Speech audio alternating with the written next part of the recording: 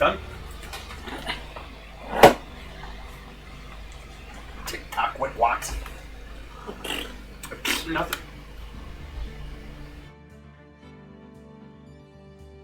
Alright.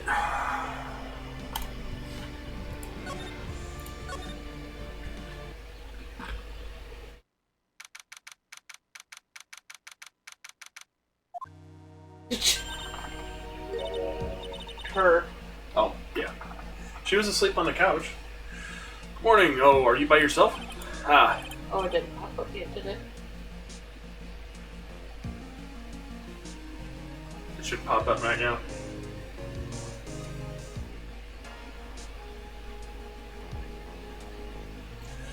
Morning, Pearls. Mr. Nick, please tell me, what's going to happen to Mystic Maya? Sorry, we don't know yet. The investigation is still going on, so I wasn't allowed into the inner temple. Oh, I see. So is Sister Iris still going to remove those trick locks at the training hall? No, she's the defendant in this case, so she can't be at the inner temple. She's required to be here in court. Then how come she's not here in the defendant's lobby? I have to admit, it's kind of strange. If you're looking for Iris, she's in the prosecutor's lobby. Edgeworth. What's Iris doing over there? She's going over today's testimony with the prosecutor as we speak. Today's testimony? You heard me. Iris is going to be testifying as a witness for the prosecution. Wait, what? The prosecutor is squeezing her for a confession, or so I heard. Franziska von Carmel, what are you up to? I know what you're thinking, but Franziska isn't going to be the prosecutor today. What? Then who is? Who else could it be but Godot? Godot. Franziska is engaged in some important work at the Sacred Cavern. The Sacred Cavern? You don't mean that she's... Exactly. She has been out there all night trying to remove those trick locks. With the head nun's assistance, naturally. I estimate that the last of the locks should be taken care of in about 3 hours. I hope everything continues to go smoothly and we receive some good news soon. Yeah, thanks, Edgeworth. Prosecutor Godot intends to nail this case shut today. Be prepared to fight like there's no tomorrow. You don't have to tell me that. Touché. You can already see it in your eyes. You're not the same fever-ridden, frantic maniac you were yesterday. It's strange, on the way here I decided that today would be the end of all this. Almost immediately after I made that decision, I felt myself getting stronger. Interesting. Maybe you passed your cold on to someone else, literally. And with that, I leave the rest in your capable hands, partner. Thanks.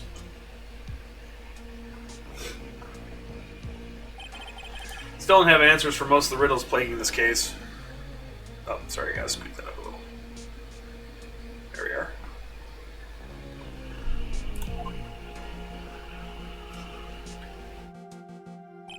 Circumstances around the murder of Miss Elise Donham. No, I mean Miss Missy Fay. The impossible flight Larry claims to have seen. And what that woman is really after. We know what she's after. I'll solve them all and bring this whole tragedy to an end.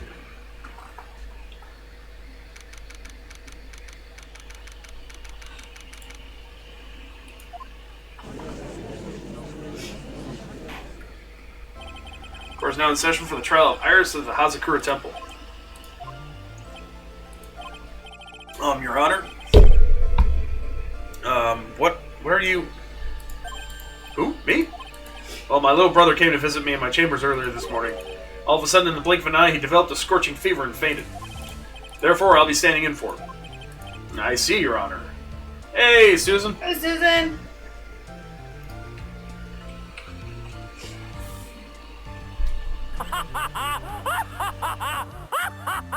Doesn't make any sense, though. One's Canadian, one's not. Hey? So they're brothers, that explains a lot.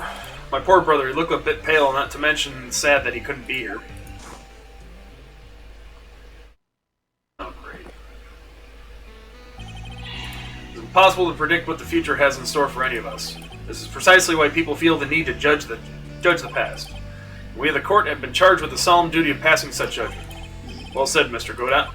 Understood exactly what you said, at least up until the end, anyway. Now, Mr. Godot, please proceed with your opening statement. Humans are fragile, fickle beings. Our hearts change with the shifting of the tides. There's only one thing that remains a constant in this crazy world. Coffee. Bitter darkness that lies at the bottom of this bud. So, then you mean... forget. What do you mean? During yesterday's trial, the accused refused to admit her role in the crime. But today, she has had a change of heart. Sister Iris of Hazakura Temple has a confession to make. Confession? The defendant? Iris, why didn't she discuss this with me first? Very well. This court will now hear the defendant's confession.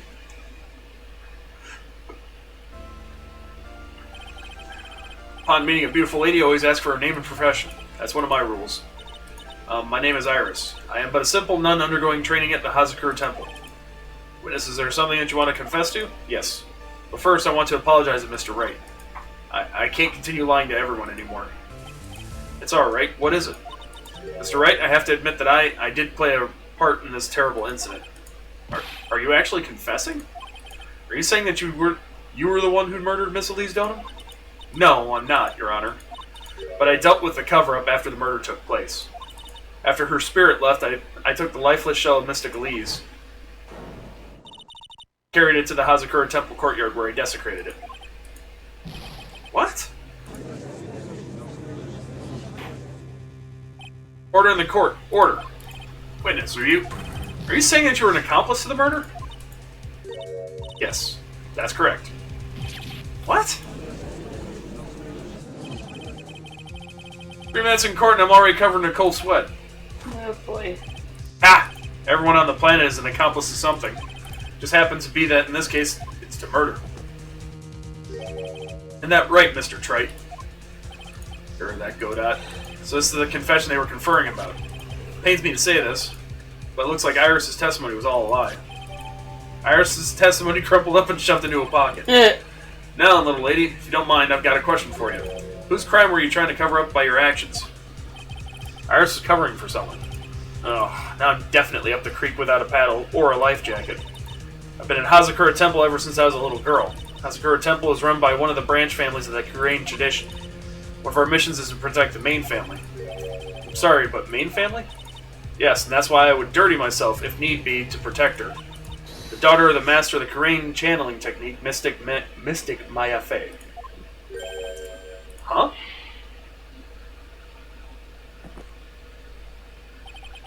Wake up and smell the coffee, Trey. She's naming Maya? Order in the court. So not only did you witness the murder, you know the name of the murderer. I'm terribly sorry, but it's true. Saw her commit the crime with my very own eyes. Then I cleaned up the area to try to protect her. That's ridiculous. Maya could never do it. Defense will refrain from commenting until the appropriate time. Now, witness, let's hear your testimony. What exactly happened on the night of the crime? Yes, Your Honor. Thought I was prepared for the unexpected, but never imagined the case would wind up going in this direction. Oh boy. Went to the inner temple that night and I saw it all happen in the garden. I saw Mystic Elise strike Mystic Maya with her staff. While Mystic Maya was still stumbling, Mystic Elise moved in to deliver a fatal strike. Mystic Maya tried desperately to defend herself and stole the weapon. It was only in self-defense, can't blame her for it. So it wasn't self-defense? Yes, Mystic Elise was the one who attacked first. So I tried my best to protect Mystic Maya. Moved the victim's body to the temple so that Maya wouldn't be suspected. Isn't that right? Not bad. You got the instincts of a true criminal. Oh boy. Something's not quite right. I'm sure it was established yesterday, but Iris never went to the inner temple. Oh. Well, good luck. We'll see you soon. Oh boy. Okay. Hope everything's okay. Let us know. Iris never went to the inner temple that night, and that the person who did go was that woman. Iris even admitted it. Now, Mr. Wright, please proceed with your cross-examination.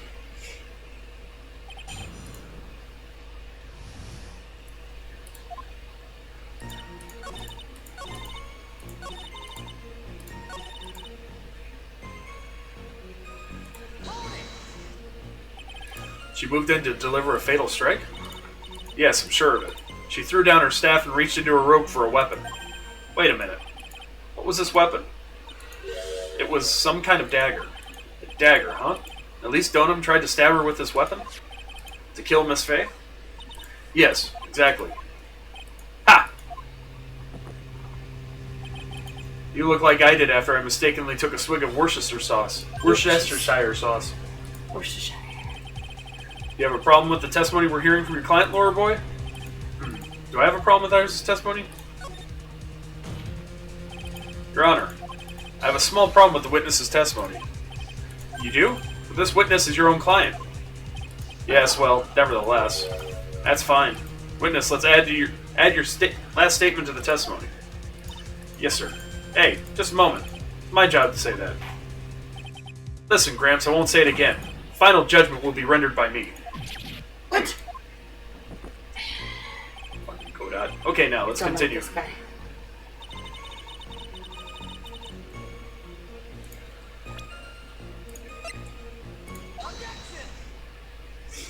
Sister Iris, there's something strange about your version of events. Huh? Miss Donham throwing her staff away makes no sense at all to me. But all you can do with a staff is hit someone. Actually, you wouldn't know this, Sister Iris, but the victim's staff had a special feature about it. As you can see, it's a sword. Oh. If Elise Donham really had wanted to kill Maya Fey, she wouldn't have needed to use a separate dagger. Now when she already had a beautiful blade in her hands already.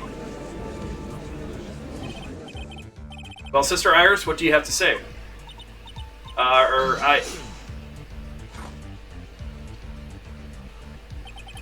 That was an impressive bit of investigating, Trey. Never would have thought there was a sword hidden in that staff. But even so, how should I put this? Longsword is unwieldy, and thus quite ineffective in close quarters combat. Maybe that's why she chose a dagger over her blade. Well. Anyway, the type of weapon she chose to use isn't what's important. The important thing is that she tried to kill Maya Fey. As long as there's nothing strange about that, there's no problem with her testimony. There is something strange about this whole testimony. Why would you... Because we're not talking to... This isn't Iris. This is Dahlia. Ugh. Well, Mr. Wright, the prosecution has a point. Very well, Your Honor. Defense will now present evidence to back its argument. Mr. Wright, I have here another piece of evidence that shows that this testimony can't be trusted. Because Miss Elise Donham would never attempt to take the life of Maya Fey. It's her daughter. Yeah.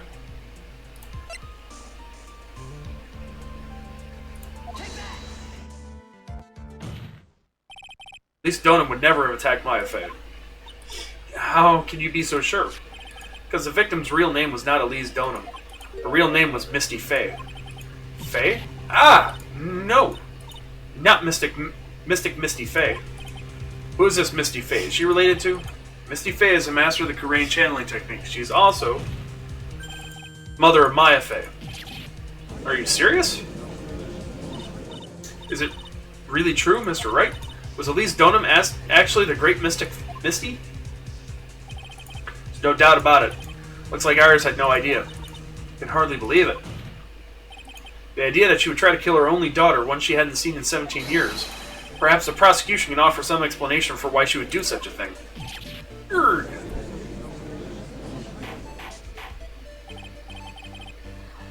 Order in the court. Upon first hearing the witness's testimony, it seemed natural enough. However, in light of some facts that have just been presented, one, that the victim supposedly threw away a sword during a fight, and two, that the two people battling to the death were mother and daughter, despite the facts being believable when taken on their own. When taken together, the entire story seems difficult to believe. Listen, there's nothing in this world that is impossible. Except for one little thing. Yes? What's this one little impossible thing? Ha! Still don't get it. You think maybe my beans are under roasted, but you have no idea, Gramps. Could you get to your point? Heard this witness's confession this morning. Just as I had taken the first sip of my 8th cup of morning coffee. I'm going to ruin your health, my friend.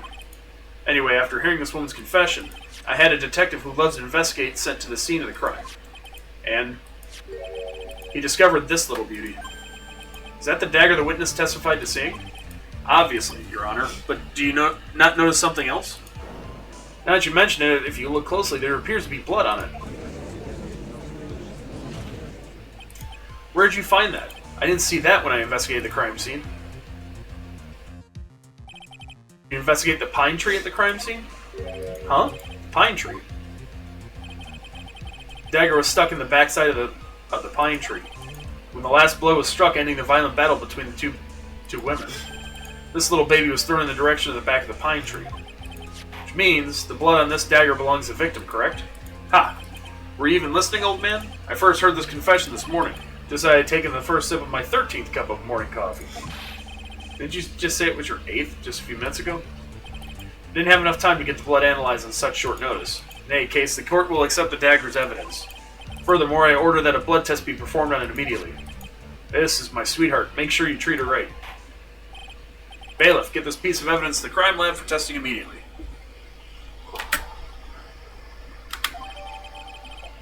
Dagger added in the court record. Now then, the testimony we've just heard had numerous unbelievable aspects to it. However, after having found the very dagger the witness spoke of, I believe we can reconsider her testimony to be credible.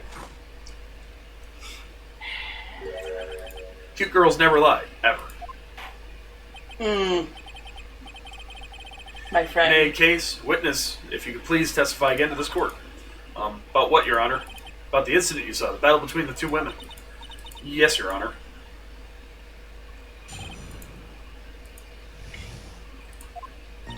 Mystic Maya stumbled briefly after being hit over the head with the staff, but then she dodged Mystic Elise's next attack and stole her weapon. Suddenly, Mystic Elise was the one on the defensive with her back to the stone lantern.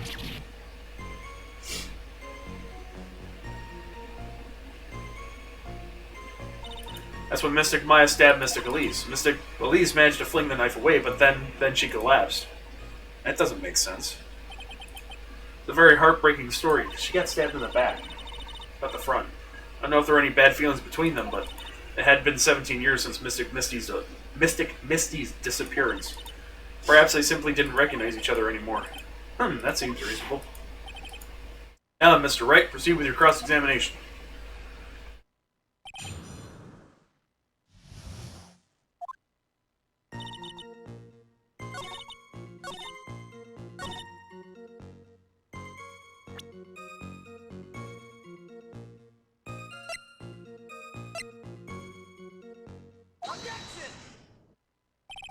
Something about you, it just isn't right today, Iris. Huh? Till now, I didn't think you were the type to make such a careless mistake. However, the testimony you just gave contains quite a few contradictions. What do you mean? What's so wrong about my testimony? According to you, Maya Fey stabbed the victim while she had her back to the stone lantern, correct? Yes, that's right. But in that case, the victim would have been stabbed in the stomach, right? Yes, I think so. But according to the autopsy report, the cause of death was due to a blood loss from a stab and wound in her back. Sorry. This proves that the victim was stabbed from behind, not the front. Sister Iris, it appears another seed of doubt has sprouted from your testimony.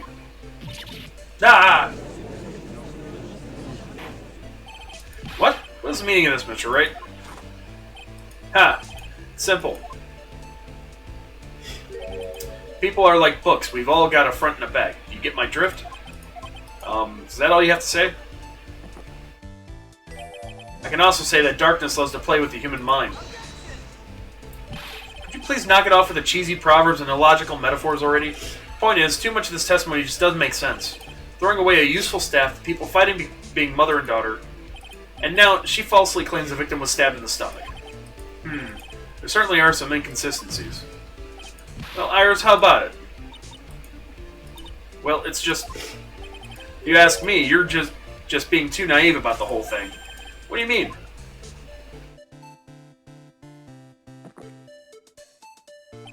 There are 253 distinct types of bitterness in coffee, but to pick out each one requires total concentration and use of all the senses. Were you really concentrating on what this witness actually said? Prosecutor Godot, explain yourself. Witness is quite unambiguous about her own ambiguities when she said that the garden was dark and she couldn't see clearly. A human needs one thing to see clearly, and that is light. Light? By the way, did you know? Hazakura has a rule that on nights when an acolyte is at the inner temple training, the stone lantern in the garden must be kept lit. I did wonder what that stone lantern was there for. Well, if that's true, should the witness have been able to see the crime more clearly? Normally, yes, Your Honor. But according to the head nun, Sister Bikini, On the night of the crime, it was impossible to light that stone lantern. Possible? Hadn't been used in a long time and the wick was no good. In other words, it had to have been nearly pitch black in the garden that night. There could have been a faint light coming from the training hall, but that's all. Most enlightening. Yes, that illuminating fact has chased all the contradictions away. If the staff was dropped, it would be difficult to see. It also explains why they didn't recognize each other. We can't see the demons that lurk in the night. That's why humans are weak. Isn't that right, Trite? No.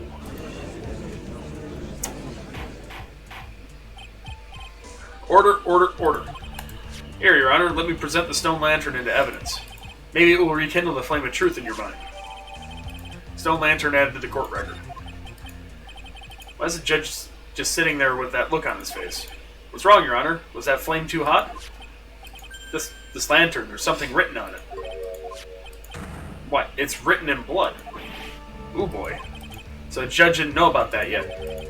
Written in blood. It says Maya upside down. What the? Oh yes, that's right. After being cornered and then stabbed by Mystic Maya, Mystic Elise didn't fall down right away. She must have been riding on that stone lantern behind her, with the blood that was draining out of her body. Certainly looks that way. Hang on. Hang on just a minute. What are you all talking about? Oh, he can't see red. What do you mean, what are we all talking about? I'm talking about the message written in blood. Nonsense. This lantern, it's as clean as a whistle. Could it be? He can't see the bloody writing at all? I think of it, he did say something to me yesterday.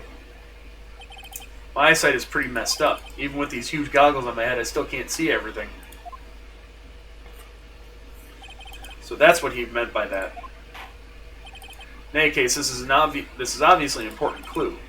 We now know that the crime scene was dark, and that the victim scrawled this message on the stone lantern. Well, Mr. Godot, anything further? Mr. Godot? Okay then, let's move on. Godot is literally shaking, and somehow I don't think it's from the caffeine overdose. I believe it has now been established that Miss Donham was killed by Maya Fey. That's just wrong. Now it's time to turn our attention to you. Yes, sir. After the victim died, you did something, didn't you? Let's hear it. We're all ears. You can't. You want to go up? After Mystic Elise died, I called out to Mystic Maya. I thought it was my duty to protect the future master of the Korean tradition. So I removed the body from the inner temple by myself. I dragged it behind me all the way across Dusky Bridge. Then I used a snowmobile to carry it back to Hazakura Temple and...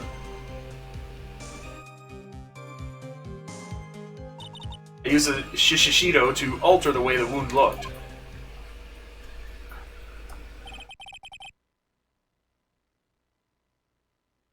So you moved the body?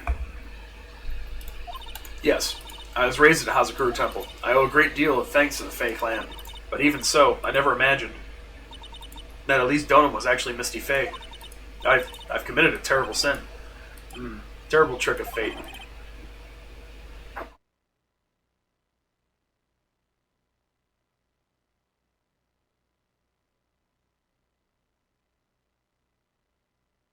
Scratching at the carpet. Why? Weirdo. Believe you're looking for twist of fate. I intend to return to the inner temple after taking care of the body. But you're spied by the head nun, correct? Jake, stop it. Go lay down. Bed. Bed.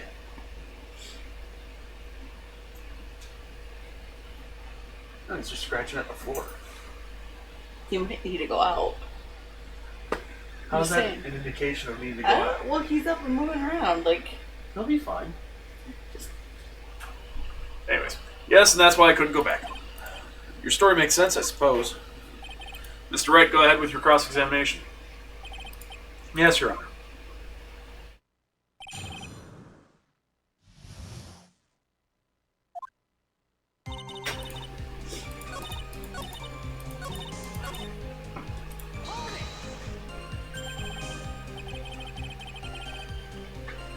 Snowmobile? I knew that would show up sooner or later. Yes, I had the key. I used a snowmobile to travel from Hazakura Temple to Dusky Bridge. This is the part that was in question the other day. Should I ask for more details? If you really did move her body by snowmobile, then should be tracks left in the snow, right? Well, yes, naturally you would expect tracks. This picture was presented at yesterday's trial. Are these the tracks from that ride? Yes, I think they are. But I can only see one set of tracks here. I don't see what's so strange about that. Snow was still falling when I left Hazakura Temple. I see. Snow was still falling, huh? And when the murder took place, it had already stopped. That's why there are such fresh-looking tracks. How about it, Mr. Wright? What do you think about this testimony? Murder took place and snow had already stopped? That doesn't make sense if you stack it up against the other evidence. Yeah, because they saw her at like 11 o'clock in... That's when the nun saw her. Your Honor, I'd like the statement Iris just made added to the testimony. But does it have something to do with the case? All will be made clear if you allow her statement to be added to the record. Ha! This should be fun. Let's get this snow business cleared up, shall we? Yes, sir.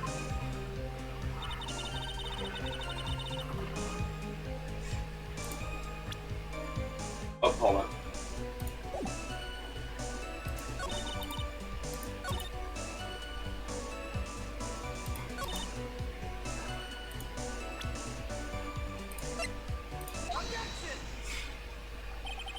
Claim that the snow had already stopped when the murder occurred. But I'm sorry, Iris, that just isn't possible. What? This is the weather data from the night of the murder. According to this, the snow didn't stop until 10:50. But you couldn't have crossed Dusky Bridge at that time. Why do you say that? Because 5 minutes before the snow stopped, Dusky Bridge was struck by lightning and then caught on fire. What'd you say? The bridge was on fire. You don't mean to say you didn't know about it? It was because of that lightning strike that the bridge burned down. What? But it can't be. Looks like you still haven't figured it out. No matter how hard you try to deceive or conceal the truth, you can't pull the wool over the eyes of a real defense attorney. No! Order. The bridge was already on fire when the incident took place. That's right, the inner temple was already totally cut off from the outside world. There's no way you could have crossed the bridge, body or no body. Witness, even my patience has its limits. Any further lying and I will find you in contempt of court. Do you have anything to say for yourself? The only person here that is truly contemptible is you. Old man. I mean, how dare you? Whether this witness lied or not doesn't mean squat right now. Squat? Important thing now is to find out the truth, isn't that right? Yes, of course, but whether it was snowing or not snowing, or whether the bridge is burning or not, there are two facts that can't be disputed. First, the body of Elise Donum was discovered in the Hazakura Temple courtyard. And second, the head nun, Sister Bikini, witnessed Iris desecrating Elise Donum's body. He makes a good point on both accounts. That's right, I'm not lying. Where are you claiming this time? I wasn't myself at all that night, so my memory is still somewhat hazy. You've stood at that witness stand and testified this entire time. Are you telling us now that your memory of that night is hazy? It's only human to err. If you're so perfect, right, maybe you can explain this for the court? What is it? Murder happened, the bridge had already burnt down. Somehow the body traveled across the bridge and was found in the temple courtyard. Perhaps you have some kind of perfect explanation for this little magic trick? Ugh, well exactly no. Must be some other way she got across that burnt-out bridge, but unless I can somehow demonstrate it, we'll never know the truth. It's like the defense is not prepared to offer a suitable explanation. See what I mean? In other words, you're in no position to suggest that this lady's testimony isn't the truth. Ack. It's not how court works. Alright then, witness, let's hear your testimony once more. About what, Your Honor? You've admitted that you moved the victim's body. Nevertheless, your prior testimony contained a rather large inconsistency. Please add an explanation for that to your testimony. Yes, Your Honor. Will this be your final testimony?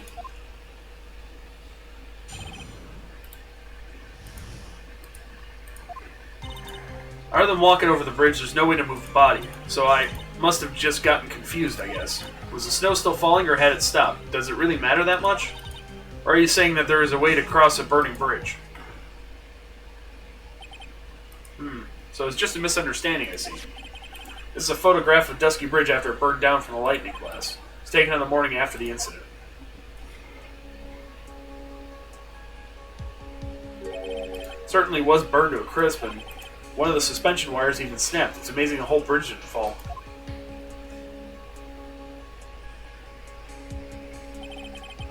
Clearly, it would be impossible to carry a corpse across a bridge in this condition. Unless I do something to discredit this testimony, it's going to be deemed as the truth, and Maya will be accused of murder. Trite. I'm only going to say it one more time. It is only human to err, and only humans can spot the errors of our ways. The more sense he makes, the less sense he makes. Alright, Mr. Wright. They've activated my trap card! Hey, Ellies. Hello, Ellies. Look at me! I'm a motherfucking dinosaur! I just love the floating head.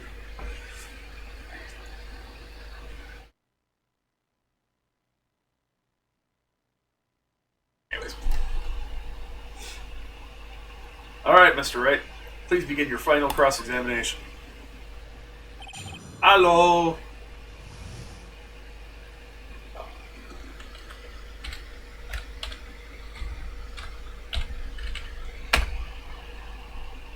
Surprise, motherfucker. Surprise, motherfucker. Okay.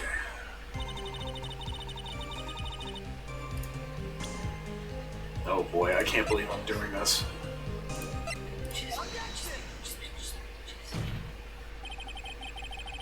You want peaches? Yes. Okay, hold on. Peaches, peaches, peaches, peaches, peaches, peaches, peaches, peaches, peaches. I love you. Gotcha.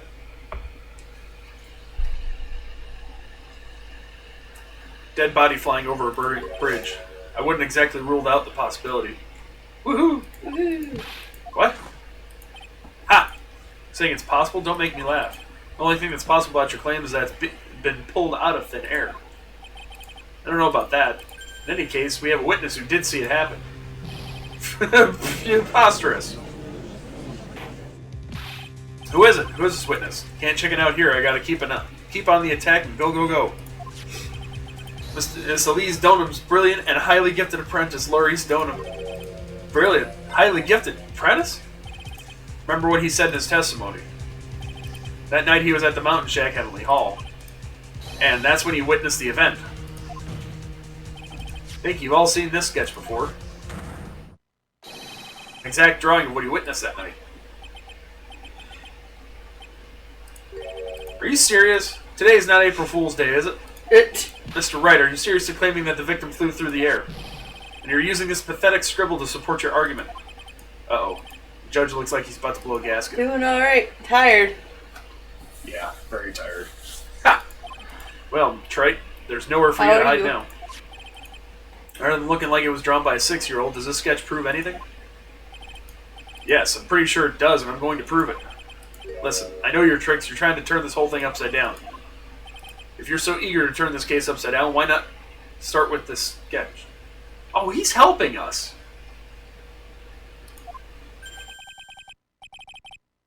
Upside down? Why did Godot say that? Alright then, let's hear the defense's theory. What exactly is this sketch trying to show? I don't think old Whiskerface is going to forgive any more mistakes. Alright, Phoenix, look carefully and think it over. Sketch drawn by Laurice Donham is... Yeah, you're here? Yeah. Well, I know how that goes. It's a complete contradiction. Something is obviously funny about this sketch. I'm no art critic, but even I can see that. No, that's not what I mean, Your Honor. Laurice Donham stated over and over that this sketch was exactly as he saw it. However, if we're to believe his testimony,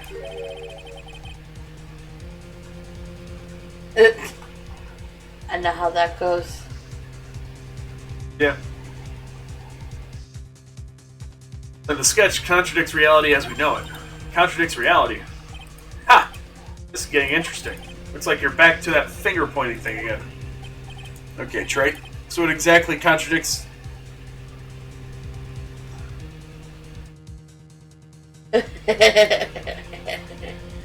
Fair... Oh, I know that one. Oh, yeah. Yeah. Fair.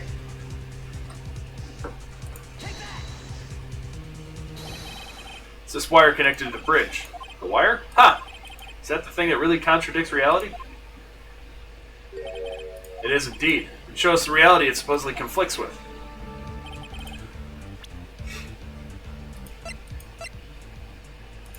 There's a lot of evidence in this. Yep. Dusky Bridge photo, right? Yep. I hate wearing pants. It's a photo of Dusky Bridge, correct? Oh, yeah, no.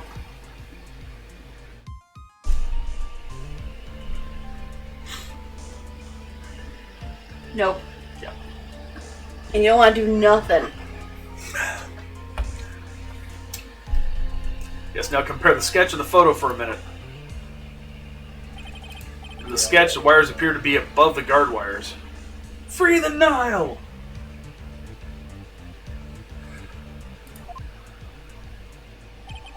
On the actual Dusky Bridge, jumping Jehoshaphat, the wires are below the guard wires. What? Oh yeah. Order. The sketch is somewhat different than what's depicted in the photo. However, isn't it likely that the artist just saw it wrong?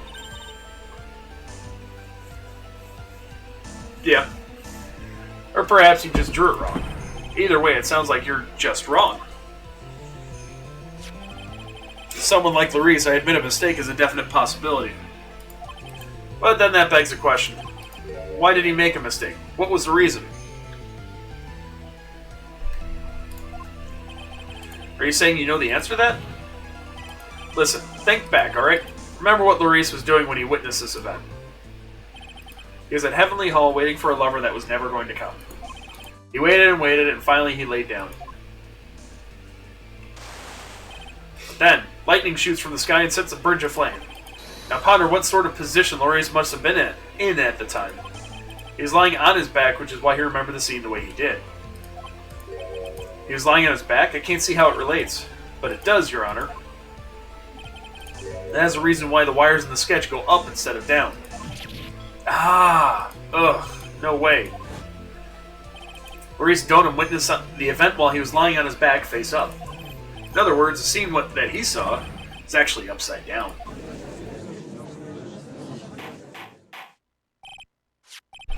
So, then, this sketch should actually... I think you finally get it, Your Honor. The correct way to view Larice Donham's sketch is like this. This is how it should actually look.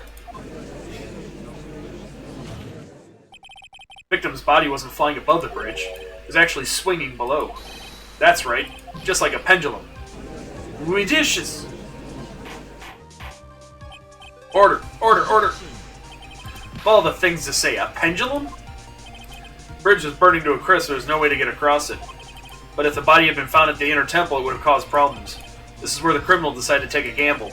They used a burning bridge to get the body across to the other side. And a pendulum was the only way to get it done. Let's think about this for a minute, shall we? Dusky Bridge is about 20 yards long.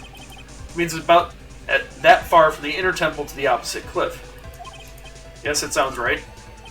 In order to cover that distance with a pendulum, you need a rope of at least 10 yards long.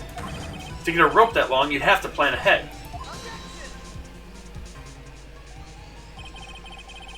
Lightning strike that night can only have been an accident, so it doesn't make sense that the culprit would have prepared the rope beforehand. Gotcha. We'll be here. Stay safe! So then, they didn't have to get the rope ready. The rope was already right in front of them. What? Saying that it was just a matter of using what was already there. In that case, Mr. Wright, please give us an explanation to support your theory. What makes you think the criminal had the rope on hand to create the pendulum? The meaning of this is, if you want to know where the rope came from, hanging right in front of your glorious beard. Ah, this is one of the wires from the bridge. The lightning struck the bridge and set it on fire. One of the suspension wires came loose from its anchor. The criminal didn't have any time to waste, so he tied the wire around the Lee Stoneham's body.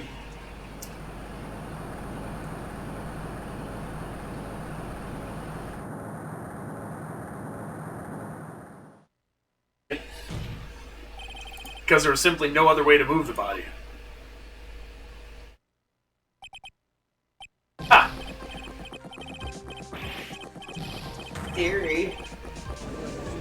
Okay, Godot. Jesus. Mr. Godot?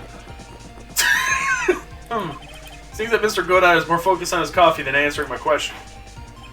Seems that the odds of a rope being readily available were very high, so I suppose that it's not an impossibility after all. Possible or impossible, that's not a question we need to ask. There's only one question, did that really happen? Trite, wonder if you can prove what happened to us. Do you have any actual evidence that the body was swung over like a pendulum? And then autopsy Yeah. say she dropped from a certain... Yeah, from a body fell 10 feet after death. Before I present my evidence, let me review what we know so far. According to this photo, one of the wires snapped. Looking at the map, we can see that it's the one that was in front of the inner temple. So then, that was the spot where the criminal... Yes, precisely. Now let's consider the body's movement by looking at the overhead map again. The body was pushed from this point here. It would have dropped on the opposite bank at approximately this point. Did you say drop? Well, they must have failed to catch the body in the other bank. What? What makes you think something like that happened? Because I have evidence that suggests her body dropped some distance. What kind of evidence? Take a look at this, the autopsy report. It says here that her body fell about 10 feet after her death. 10 feet, huh? Most likely a height difference between the two sides. Body overswung due to the forward momentum, but then came loose and fell about 10 feet. Then, as a result of the landing impact, this crystal sphere was knocked loose. Yes, this blood-stained amethyst crystal. It's the one that came off Miss Elise Stoneham's staff. Even more important is the place where this crystal sphere was found. Indeed, I believe it's already marked on this overhead map. The crystal was found, precisely, Your Honor. The very spot where the pendulum would arrive if given the right amount of speed. This explains your theory quite well, Mr. Wright. You have provided us with a way the body could have been moved that night. Impressive deduction, Mr. Wright. Most impressive. Oh, he threw his coffee. Mr. Wright! I thought this cold coffee might help cool you down. What does it mean, this, Mr. Godot?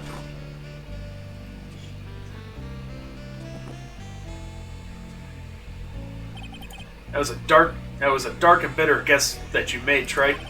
But you forgot about one thing. Oh, and what would that be? The aroma.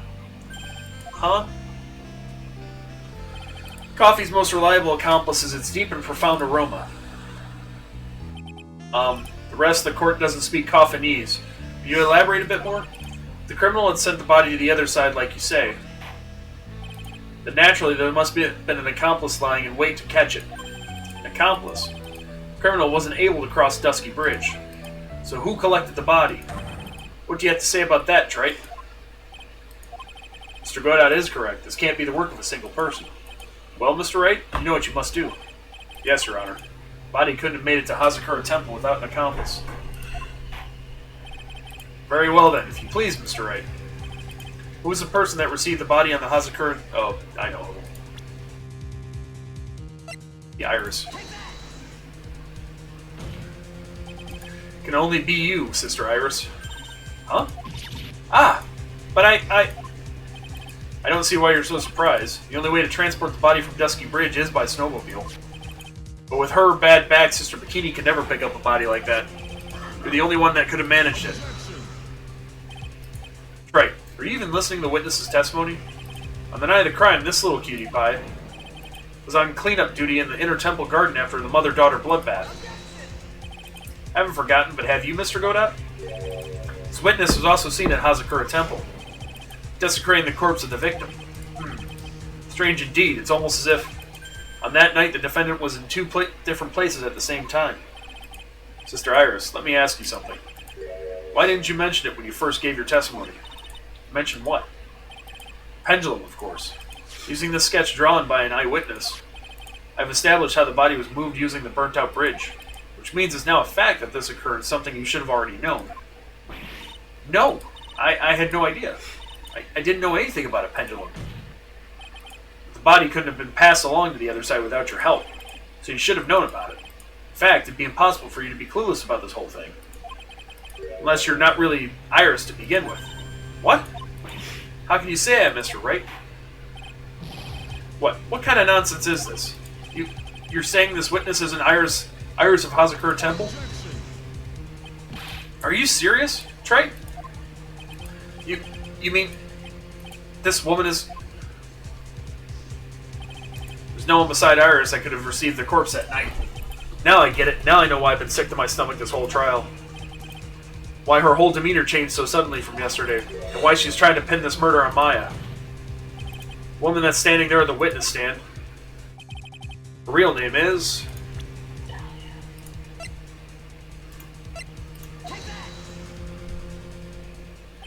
Never thought I'd have to utter your name again, let alone see you. It's been a long time, Dahlia Hawthorne. Hawthorne? Sister Iris had a twin sister. And you're looking at her, Miss Dahlia Hawthorne. That name rings some bells, distant bells, but bells nonetheless. Ha! It's just your imagination, Gramps. This file contains all the relevant data about Dahlia Hawthorne.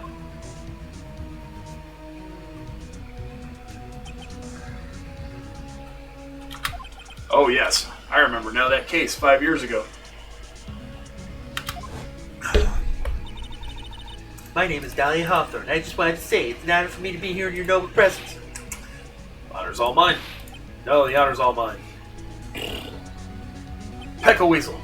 But according to this, Dahlia Hawthorne is already dead. It says here her execution was carried out last month.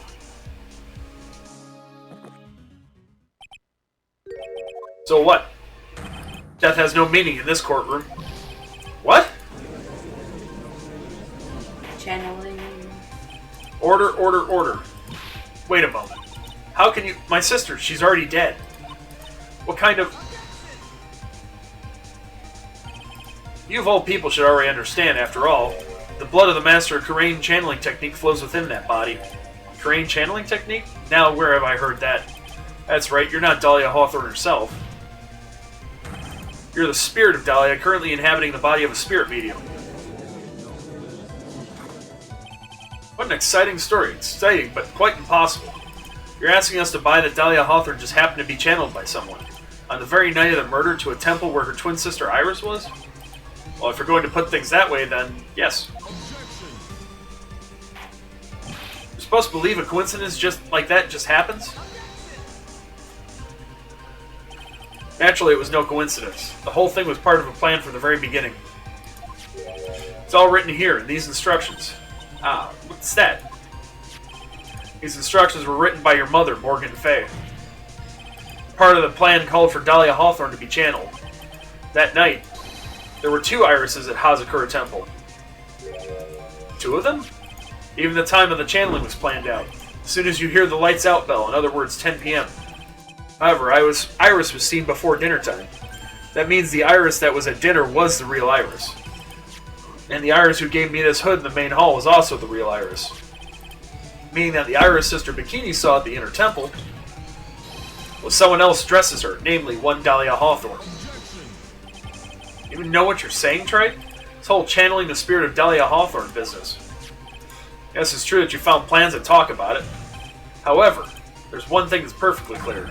Witness currently standing in the witness stand is the real Iris. What?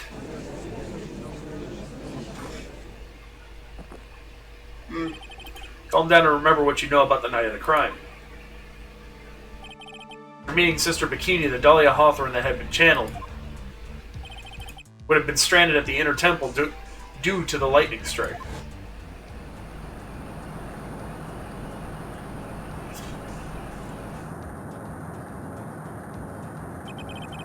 later that the body was moved by pendulum. That's right. Naturally, that would mean that the Iris that received the body was the real Iris. Are you with me so far? Yes. After being notified of what happened, the police came to Hazakura Temple's main hall. There they found Iris in her room and arrested her. And ever since, she's been under police supervision at the detention center. Yes, I suppose. I can't deny any of that. Phew. Thank goodness. Looks like he's finally convinced. But something still seems off, way off. I'm still not convinced that the Iris here is the same one from the other night. Ha! Suppose you're about to say something really ridiculous. Like the real Iris and the spirit of Dahlia somehow switched places. Switched places? To be perfectly honest, there are still quite a few things I don't understand, but I do know that unless we confirm the witness's identity, we can't continue with this trial. Iris doesn't have the spiritual power needed to channel Dahlia. Means they must have switched places somewhere. Well, Mr. Wright, since the time she was arrested at Hazakura Temple, have there been any chances for Iris to switch places with Dahlia Hawthorne? Your Honor, I think there might have been one chance. Oh? Oh, yeah. What? When she ran off from Edward. Oh. Yesterday, for a few minutes, Iris's whereabouts were unknown. Unknown? What do you mean? What I mean is, there was a span of time in which Iris was able to move about freely, unsupervised. Well, who was it? Who would give a murder suspect time to move about freely like that? Oh, sorry about this. Sorry, I know you didn't mean to. It wasn't your fault. The person who gave Iris a chance to move freely was...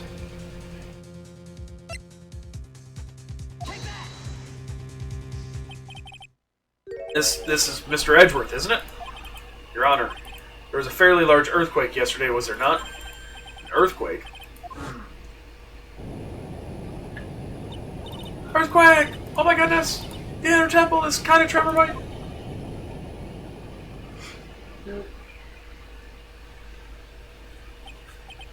How could I have? She fled. She escaped. We went to the Inner Temple right away. And it's true, Iris was already there. However, they had already switched places by that point in time. When I arrived at the training hall, I was met by none other than Dahlia Hawthorne. It's quite enough for you, Mr. Wright. Now see here, no judge in his right mind would consider the idea of spirit channeling and be quiet.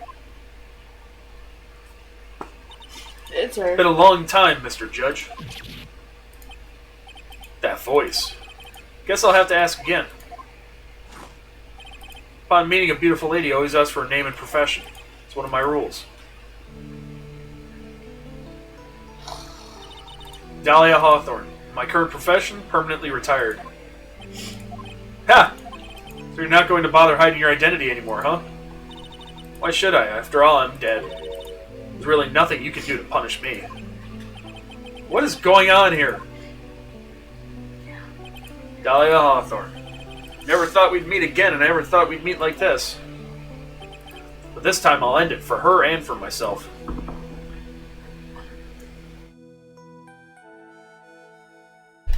Dun dun dun. Part 1 complete. Going upstairs for a minute? Or permanently? No.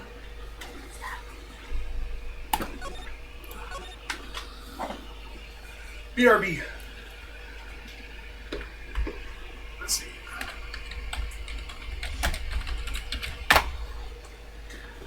Ugh. You guys need to go out? Want to go out, Jake?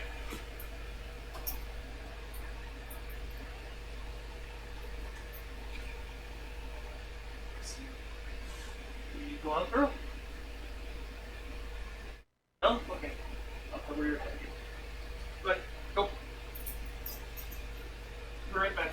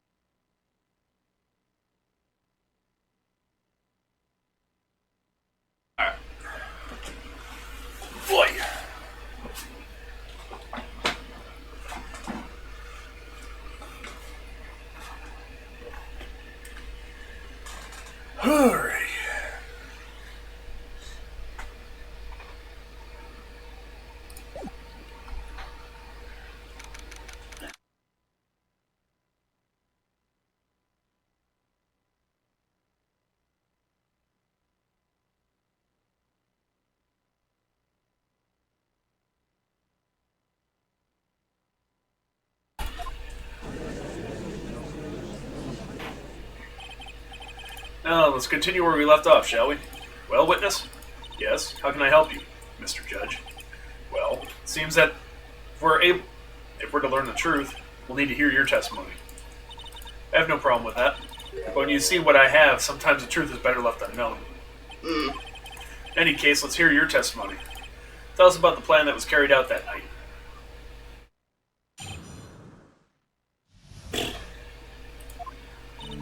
The whole plan began with my death. A stupid plan hatched by Morgan Fay to install her own daughter as the next master. But for it to work, Maya Fey would have to die. First, the idea was for me to kill Maya and then have the blame pinned on Iris. Plan went wrong, but it seems to have succeeded anyway. So that means you were... Wait a minute. Did you just say the plan was to kill Maya Fey? Yes, you have a problem with that? Don't give us that nonsense. There's no way that... Watch yourself, Trite. You've got a problem, solve it during cross-examination. That's one of my rules. Mr. Goda is correct. By the way, that's one of my rules as well. To kill Maya? Could it be true?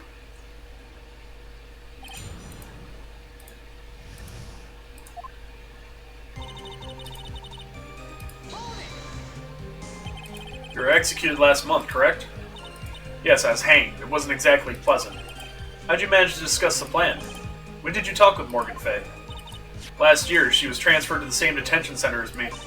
Since I was on death row and she was my mother, it was actually pretty easy to meet with her. I see. So that's when you discussed the plan? Ha! Are you crazy? At first, that woman was planning to kill me as well. Even though I'm her own daughter. All to make Pearl Fay the master of Khura'in? She's a cold, twisted woman. She thought she could finally regain her lost honor. Honor she lost when her younger sister Misty took her place as the master. Ever since that day, she's been working on this plan. Plan, eh?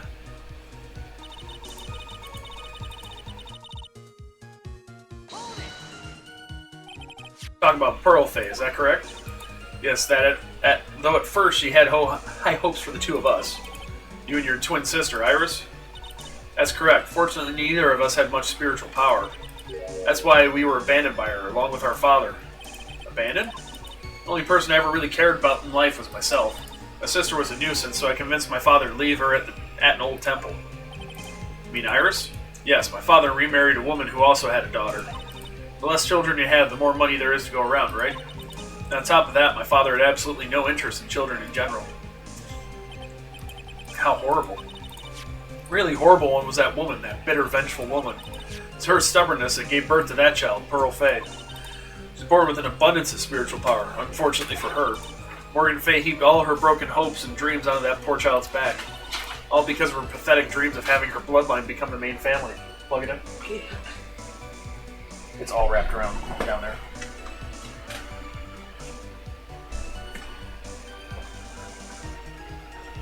Would you?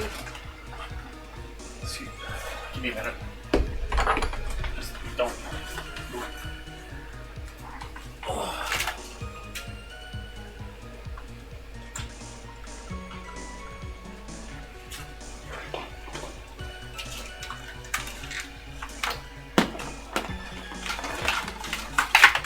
There we go.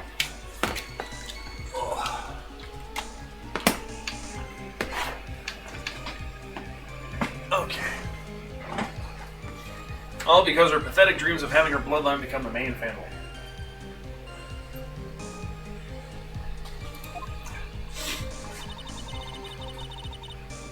Jeez. Jeez. Welcome back, though. Welcome back. Maya would have to die, but why? For a bloodline to succeed as the main family, thus making Pearl the new master, the remaining descendants of the current master had to be taken care of. But Pearls would never agree to a plan like that. She adores Maya. How sad, you still don't get it, do you? Pearl wanted had nothing to do with it. Morgan didn't care one bit about Pearl. The only thing she cared about was the position of master, that's all.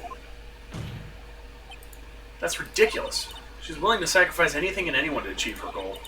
Life of her daughter, and naturally the life of Maya Fey as well. How can anyone do that?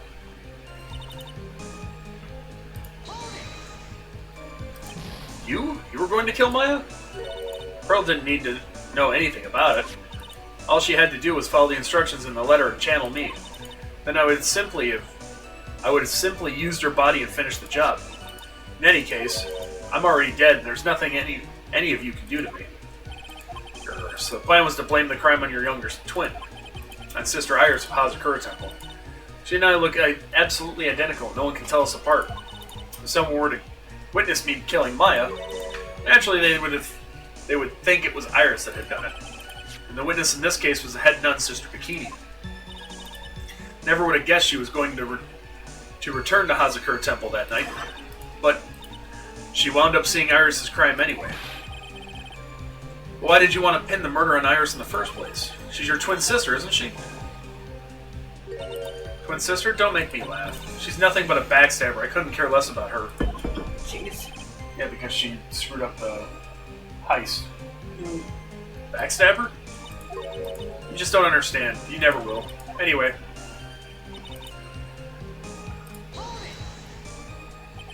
Think the plan was a success? You heard me, just as that woman had hoped. Maya Fey is dead. Now the title of the master will pass on to Pearl Fey. Maya's not dead. That's absurd. She's just trapped inside the sacred cavern. Really? You're as foolishly optimistic as ever, aren't you, my darling Feeny? You want to know the truth? Ever since we met you, I've despised you. Your sniveling naivete and your pathetic faith in other people. Just want you to know one thing. What did you personally think of Morgan Fay's plan? Told you already, didn't I? It was a stupid plan. It had no point, no value other than fulfilling her own greedy desires. Yes, it was certainly nothing to be proud of. If that's how you feel, why did you help her carry it out? Why would you do it? Why would you kill Maya? You may not understand it, but the kind and gentle soul that you are, you may not be able to appreciate why someone like me would help a woman like that. So then tell me, why? Isn't it obvious? I'm not like that woman. I only act in my own self-interest. The real reason I helped her was for myself. My own personal satisfaction. What did you say? This woman, Dahlia Hawthorne. She had her own reason for wanting Maya dead?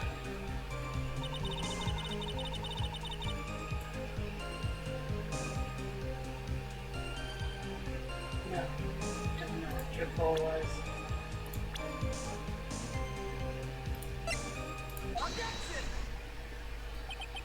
Could it be that your actual goal had nothing to do with Maya Fey herself? As I said, none of you have the power to punish me anymore, because I'm already dead. Well, I had the same problem, you see. You can't punish the dead. You can't take revenge against them either. You want to take revenge on someone? Yeah. I was sentenced to die because of that woman, Mia Fey. Somehow knew this was it. I wanted to send her a message. It was at her hands that I suffered my first humiliation. I wanted her to feel the same pain she made me feel. Sadly, when I realized revenge was impossible, I gave up. The reason it was impossible? Was it perhaps because Mia Fey had already died? Yes, and I realized there's only one way to take revenge against the dead. And how do you do that? Even when the body dies, the spirit, the ego, it lives on forever. I wanted to take away the person that Mia Fey loved most. I wanted to kill her with my own hands. So right there, when she has that face, she kind of looks like Maya. Oh yeah. And you can tell they're... That would be the one and only way I could take my revenge against Mia Fey. There's a reason I helped out with that woman's plans. Just for that? For that you would kill Maya? Your goal was no different than that of Morgan Fey. They say the apple doesn't fall far from the tree. What a cruel plant, cruel, cold, and heartless. Don't waste your time preaching to the dead. I've already told you there's not a thing you can do to me. At night, at about 9:30, I materialized into this world. Quickly pinned my hair up and put on a demon-warding hood. Then I picked up the staff that was by my side and left Hazakura Temple. So it was at least Donum who channeled her after all, to prevent Pearl from doing so. That ridiculous head nun had never noticed a thing. She left Maya Fey at the inner temple and wobbled back, clutching her poor old back. What did you do then? That kid was easier to handle than I had hoped. Caught up with her in front of the stone lantern. Then I took out the dagger I got from the storeroom and...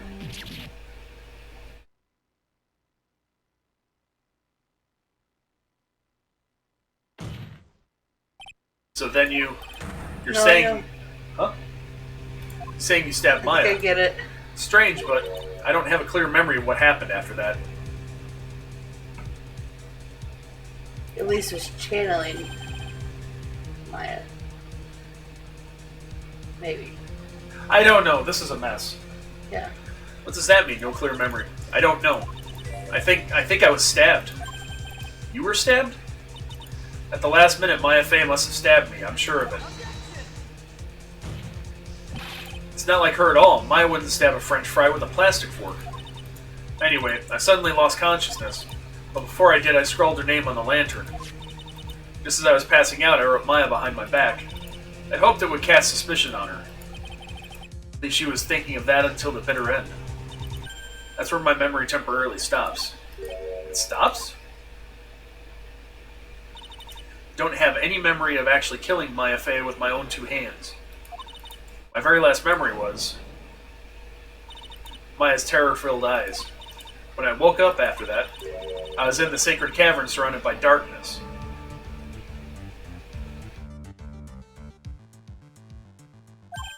We were in the sacred cavern. The entrance was sealed with one of those trick locks. Somehow I'd been trapped in there. But how did you wind up in there? I'd like to know that myself. Anyway, I was worried. I didn't know whether or not Maya Fey was dead. Wait, Pearl disappeared.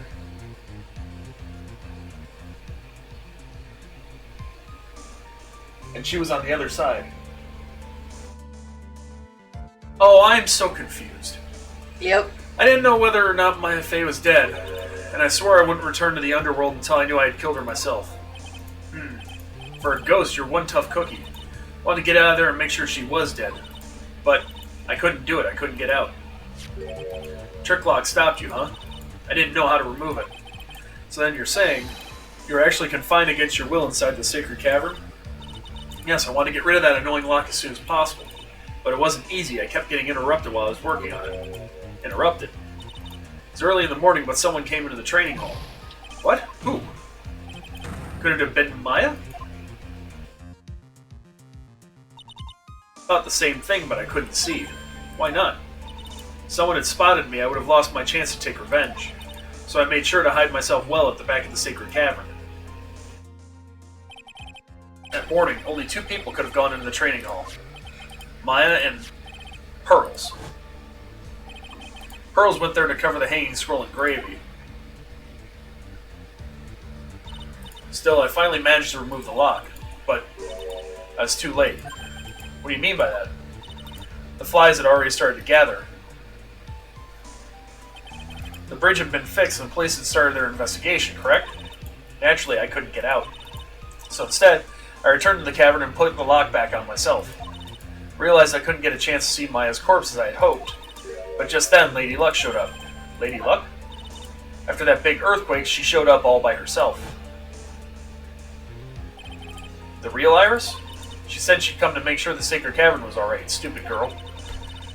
I came out from the sacred cavern and got a feel for the situation.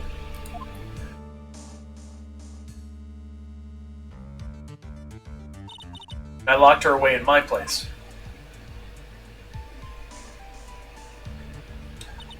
Finally learned exactly what had happened. It was then that I had learned that the plan had actually succeeded. What do you mean your plan had succeeded? I had misunderstood one thing, you see. That night, the one that had summoned me, I had assumed that it was Pearl Fey. Well, of course you would have assumed that. It was written in the instructions.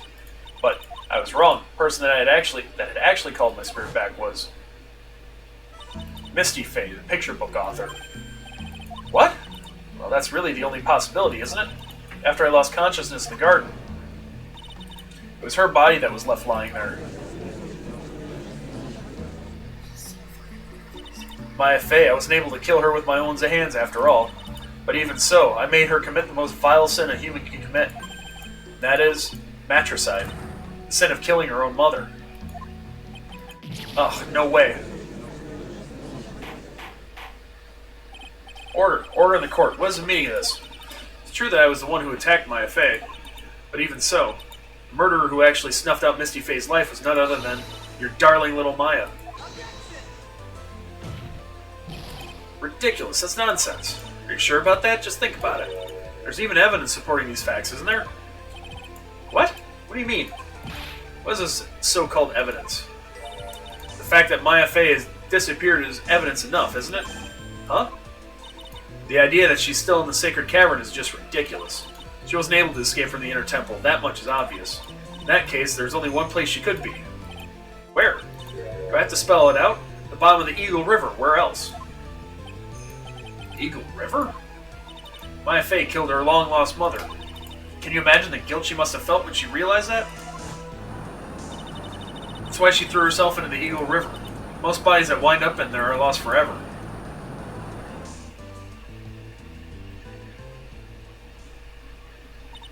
So, what do you have to say now, Feedy?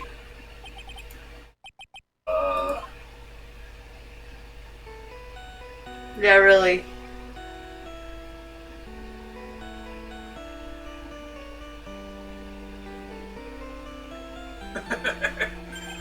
Oops. Sorry, that's my phone. What kind of ringtone is that?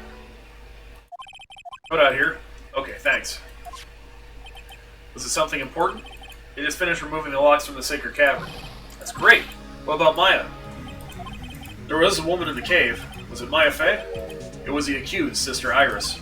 Huh? Don't look so surprised. I locked her in there yesterday. I just finished telling you that. So what about Maya? Where is she? In front of you. In front of you. Oh boy. Yeah, my brain hurts. So Elise Donham found out because Pearl showed her the instructions. What she was going to plan to do. Elise channeled Dahlia Hawthorne so that Pearls didn't have to do it. Dahlia went and did her plan. The only thing I'm not sure of is who the hell stabbed Dahlia. It must have been Pearl. I don't know. We'll find out, I guess. So about Maya, where is she? There's no one else found inside the Sacred Cavern. No, it can't be. I told you, didn't I? She's dead. No. No!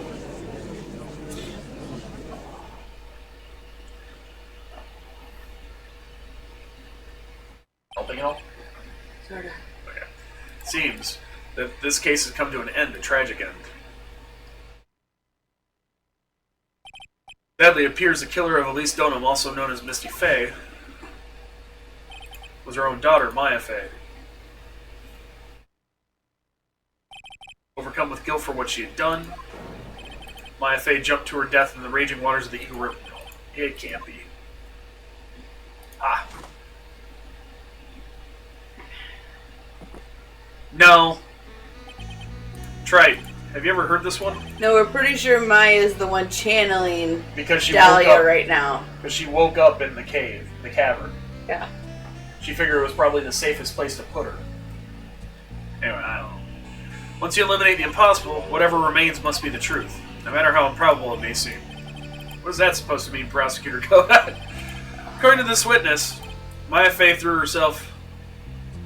This case in particular. Because it's all dealing with the channeling shit.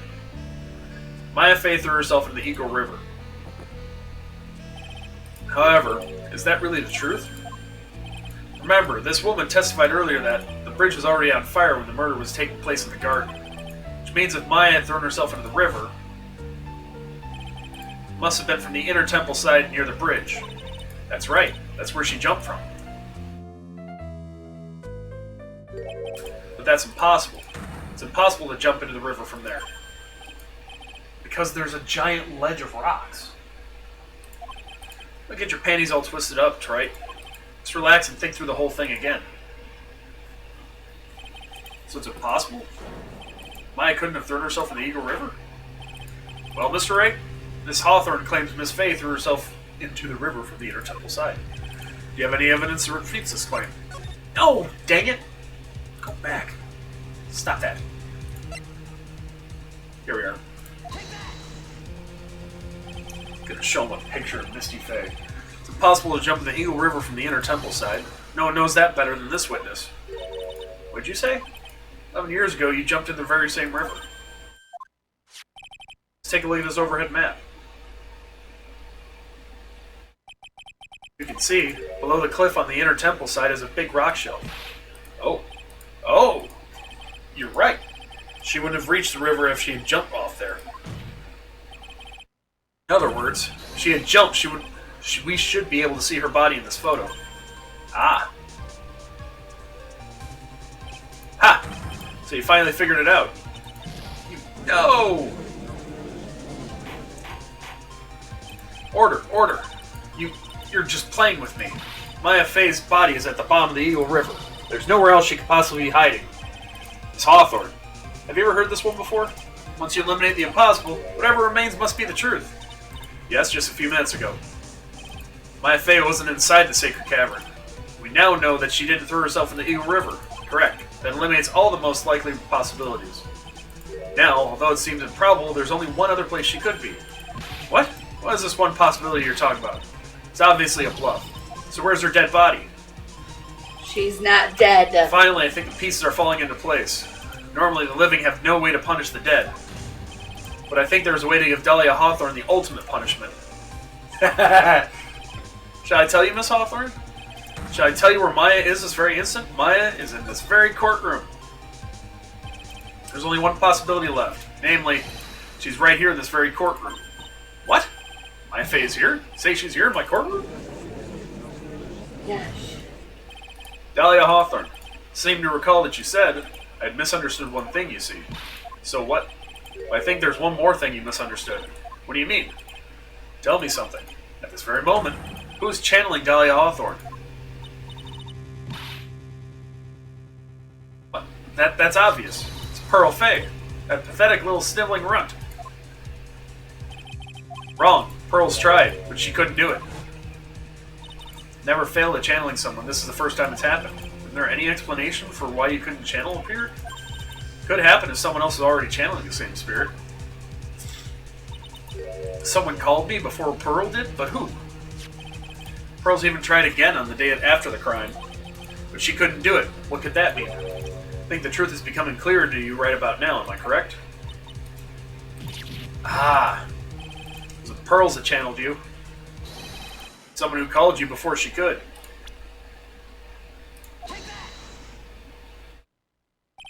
This is an easy one. Pearls couldn't do it, Misty Fey is gone. There's only one possibility left. Come on already, I can't stand the tension. Dahlia Hawthorne, the person channeling you right now must be Maya Fey. What? Quick, grab her hands before she can choke herself! But how could that be? Remember what this witness, Dahlia Hawthorne, said about her goal. She said that her goal was to kill Maya Fey. Yes, that's right. But if Maya Fey channeled the spirit of someone that was trying to kill her... Ha! Well, Gramps, what would happen? Could it be? Looks like you finally understand, Your Honor. Well, I don't. What are you going on about? What I'm going on about is the reason Maya channeled you. There's only one reason. To protect herself from you. To protect herself? From me? Yes. On the night of the crime, you were only interested in one thing. Killing Maya Fey. Path back to Hazakura was closed off and there was nowhere for her to run. So then the problem began. Where would be the safest place to hide? You mean... That's when she channeled me? All this time you thought you'd been channeled by Pearls. That's why it never occurred to you that Maya's hiding place was you. No, don't say that. You just did. You're saying that I, Dahlia Hawthorne, was played for a fool by that little whelp? Yup. Maya Fey killed herself. Isn't that obvious? Show me the body. Sorry, but no. It would have been impossible for her to jump into the Eagle River. This was the only avenue of escape open to Maya. The only way that Maya could disappear from the inner temple. I don't believe you. A stupid little girl like that who has never been out in the real world. She could never come up with a plan like that. Boot to the head, Tia. Could have ever given her such a brilliant idea? Well, me, of course. Mia! Oh, Jesus, how many channelings are there gonna be? Mia. Mia Fey. It's been a long time, Dahlia Hawthorne. Pearl's channeling her. He's exploding. So it's true, it was you. Yes. Ha! You're something else. What are you doing here? That hair. It's Pearl's, right? Tell me something, Dahlia.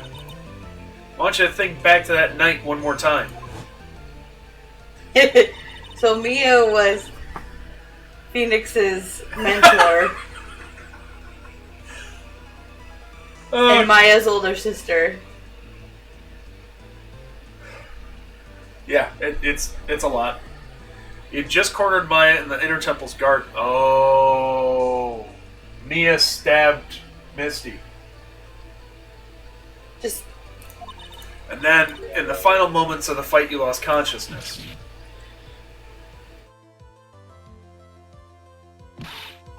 I was stabbed by Maya Fey. Actually, Maya lost consciousness at the same time as you. She did? Not terribly surprising since she was about to be killed. When she woke up, she was in the training hall. That's when Maya decided she needed help, so she channeled me. She explained in a memo the situation she was in. She asked me what I thought she should do.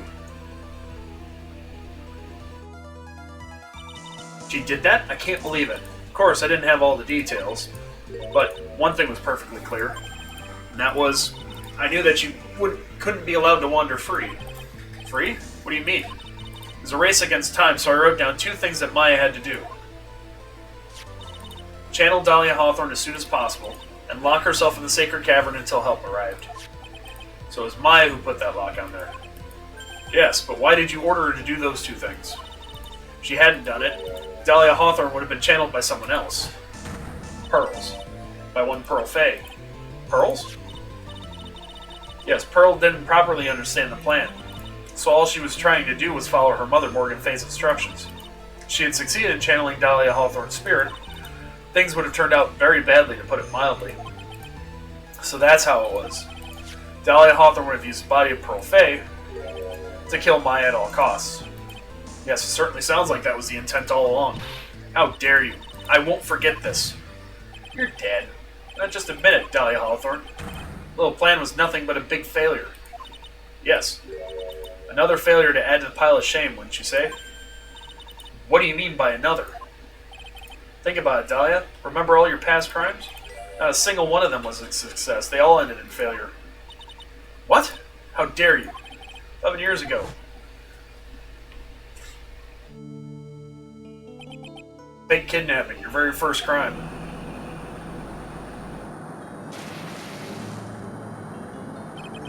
Got your hands on a $2 million diamond, bud.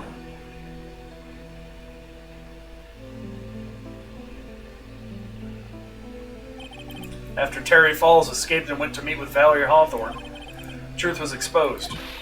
Shut your mouth, that wasn't my fault. Because of that stupid oaf of a prisoner and that weakling of a policewoman. And then, 1 year later, tried to kill me. Well, I'm still alive, but...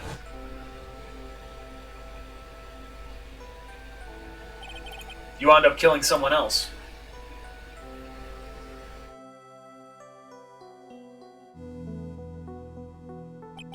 As a result, you were sentenced to death.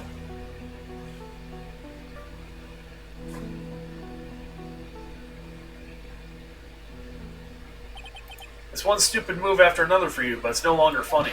You wipe that smug, happy-go-lucky smile off your face. Now this, you've messed up again. You've let Maya Fey escape, even though she was right there in front of you. Mia Fey, Mia Fey, Mia Fey! You spinster! You're supposed to kill Maya Fey like I swore I would. If only you hadn't gotten this spiky-haired jerk the guilty verdict, I wouldn't have been hanged to death. True. But I think you finally understand, Dahlia Hawthorne. Never defeat me. What? What'd you say? Whether you're alive, dead, or somewhere in between, you'll never defeat me. As long as I'm around, you're destined to lose for all eternity. tell her, Mia. Grrr. I remember what you said earlier in the trial. said there was no way we could punish you, because you're already dead. What about it? You said even when the body dies, the spirit, the ego, it lives on forever. It's very true, Dahlia. That's exactly the punishment you'll never be able to escape from. For all of eternity, you'll have to remain as Dahlia Hawthorne, a miserable, pathetic, weak creature who can never win at anything. For you, there is no escape from that, no hope of freedom.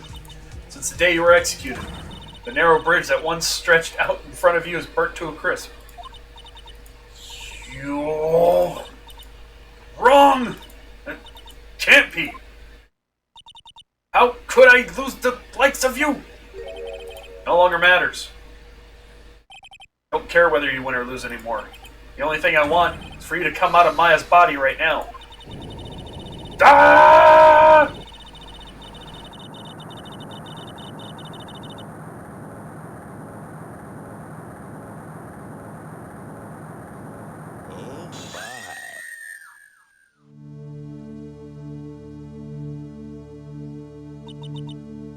I'm not ready.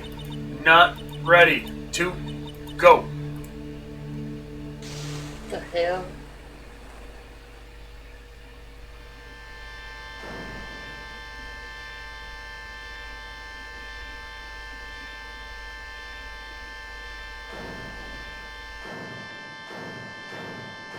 Yeah.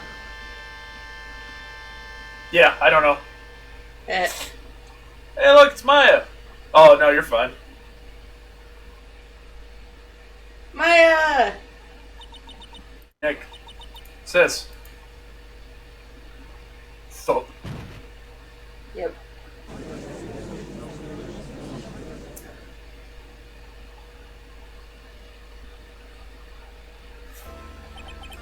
Now then, I assume you're the real Iris? Yes, I was just rescued from the Sacred Cavern. Must say you and your twin sister are indeed identical from what I can see. In any case, it appears that everything has finally been cleared up. Mr. Godot, what happened to Dahlia Hawthorne? If you ask me, Your Honor, looks like she went back to the hell she came from. It seems that Misty Fey wasn't the only victim of this crime. Maya Fey, as well as a young Pearl Fey, were also victims of this wicked and selfish plan. Yes, Your Honor. Tragedy in Medium Valley has finally come to an end, it seems. Would be best for everyone if no further attempt was made to channel that spirit again. Your Honor? Yes, what is it? About this whole spirit medium thing. It's almost weird how comfortable you seem to be with that concept now. Well, to be frank, my younger brother is quite judgmental. He often criticizes me for not studying hard enough. So I made a concerted effort to study up on the Karain channeling technique. Isn't that the New Year's issue of Occult? I've seen quite a few things in my many years on the bench, and in all that time I've finally learned this one thing. Each case is different and takes place in its own world, if you will. In order to fully understand that world, first we have to immerse ourselves in it completely. And that's where my brother and I used to differ. Never thought of it that way. At any rate, it's time to pass judgment in the case of Iris of Hazakura Temple. Objection.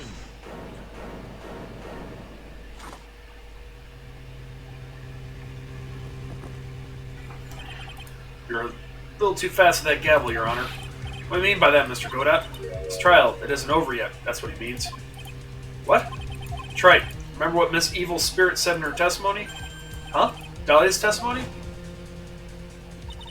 Caught up with her in front of the stone lantern. Then I took out the dagger I got from the storeroom and... Strange, but I don't have a clear memory of what happened after that. I think I was stabbed. As Dahlia Hawthorne was about to attack Maya, she was stabbed and killed by someone. Yes, that's right. The person that was ultimately killed was the spirit medium that channeled Dahlia. Elise Donham, no, Misty Fey. But who killed her? Still don't know that. This isn't over? Well, it's the last part. Unless someone else is found guilty, the accused is still on trial. Can't let her walk until there is evidence that proves her innocence. No way. But this court isn't prepared for any further testimony. Prosecution is ready to call our final witness. Final witness? This one will clear up the whole mystery. Mystery of who killed Misty Fey. Indeed. Is it really alright, Mr. Prosecutor? Of course it's right. added the attorney. Very well then.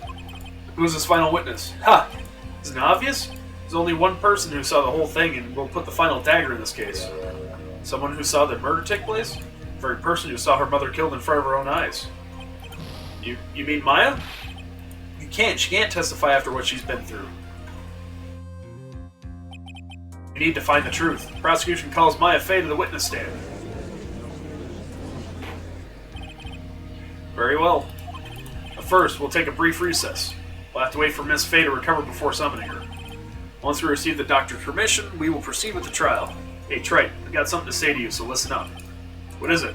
Don't think much of you as a lawyer. It's always the same with you. Somehow manage to just squeak by without even a faint understanding of the case.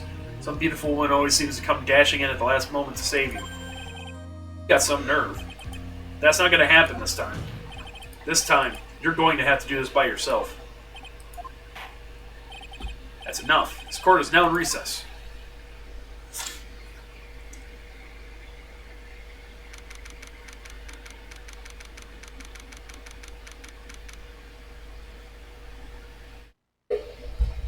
Oh, jeez, really? Okay. Whew. Truly sorry about everything. You were working so hard to defend me, but I was missing all day. We didn't even have a chance to talk. He's right. When I met Iris at the training hall yesterday, they had already switched places, and Iris was inside the sacred cavern. I wanted to at least be in the defendant's box today to root you on. Well, it wasn't your fault. You were locked up this whole time. Something more important than that, though, I have to ask you. Why'd you help your sister out as much as you did? Huh? If you tried to get help at the sacred cavern yesterday, you wouldn't have spent an entire day locked up in there. My sister, I felt sorry for her. She was abandoned by her mother and never got any love from her father either. Yes, but it was the same for you too, wasn't it? Yes, but at least I had Sister Bikini who was like a mother to me. If only Dahlia had come with me to Hazakura Temple. Always loved her. Dahlia was always so smart, so strong, she never complained about a thing. That's why I promised her that I would help her. Talking about the fake kidnapping case 11 years ago? Yes. I wanted to be useful to her in some way.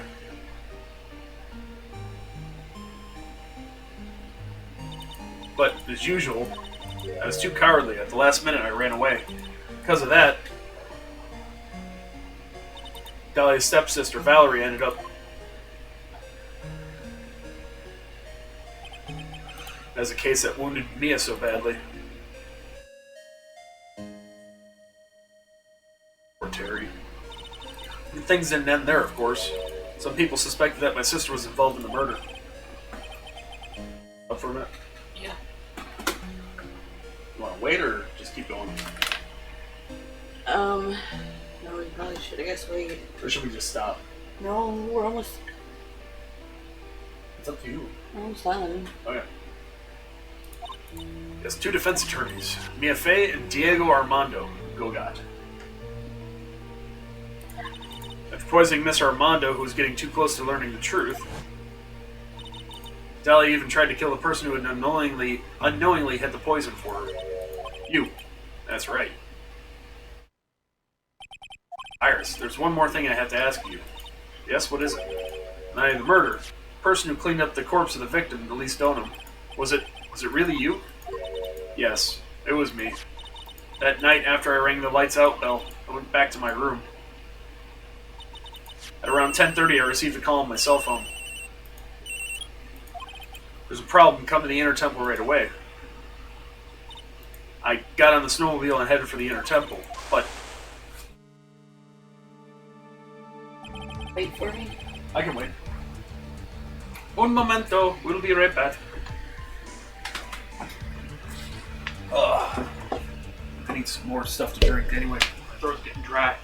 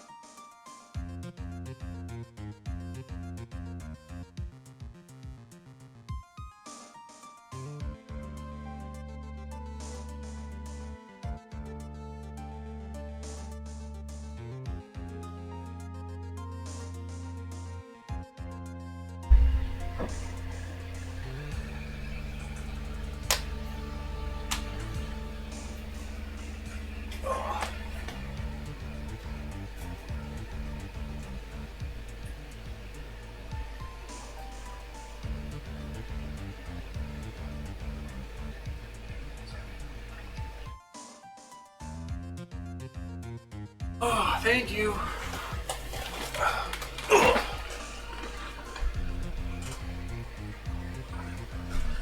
That's the inner temple was cut off, right?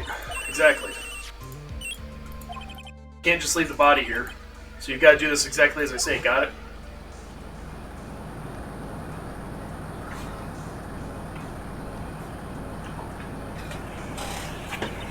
It was me. I was the one that received her body. Murder weapon had been left in her body so she wouldn't bleed too much. Staff that Mystic Elise always held. I knew it. So the actual murder weapon was the staff. Yes, that's right. Brought the body back to Hazakura Temple on the snowmobile.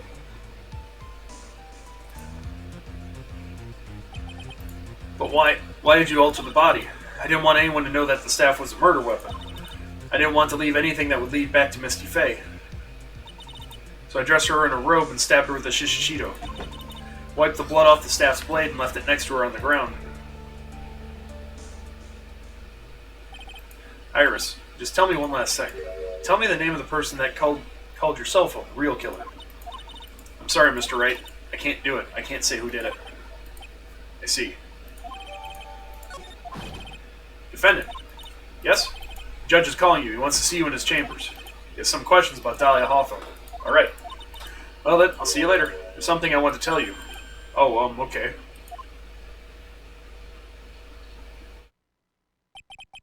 So it's true. Iris cooperated with the real killer.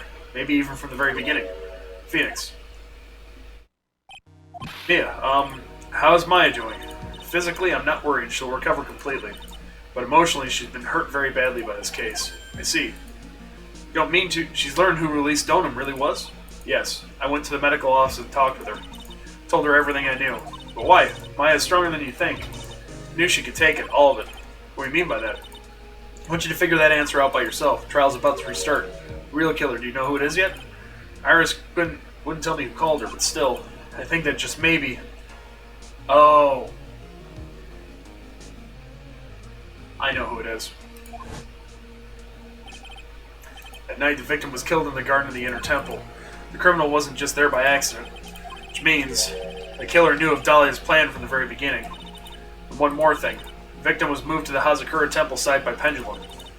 In other words, the criminal couldn't cross the bridge. That means that they were stuck in the Inner Temple side for almost the entire day. Exactly. So the culprit was someone that wasn't in Hazakura Temple the following day. It's as much as help as I can give you. The rest of the battle is yours to win or lose. Who was missing the entire time? Girl. Couldn't channel people. She thought her powers were gone. Who also was missing? Maya? Well, Maya, yeah, but Maya was locked in the cavern channeling Dahlia. Godot. Godot was missing the entire time Franziska von Karma had to prosecute. Only once the bridge was repaired. Godot can channel? No! But he stabbed her in the back when he saw her.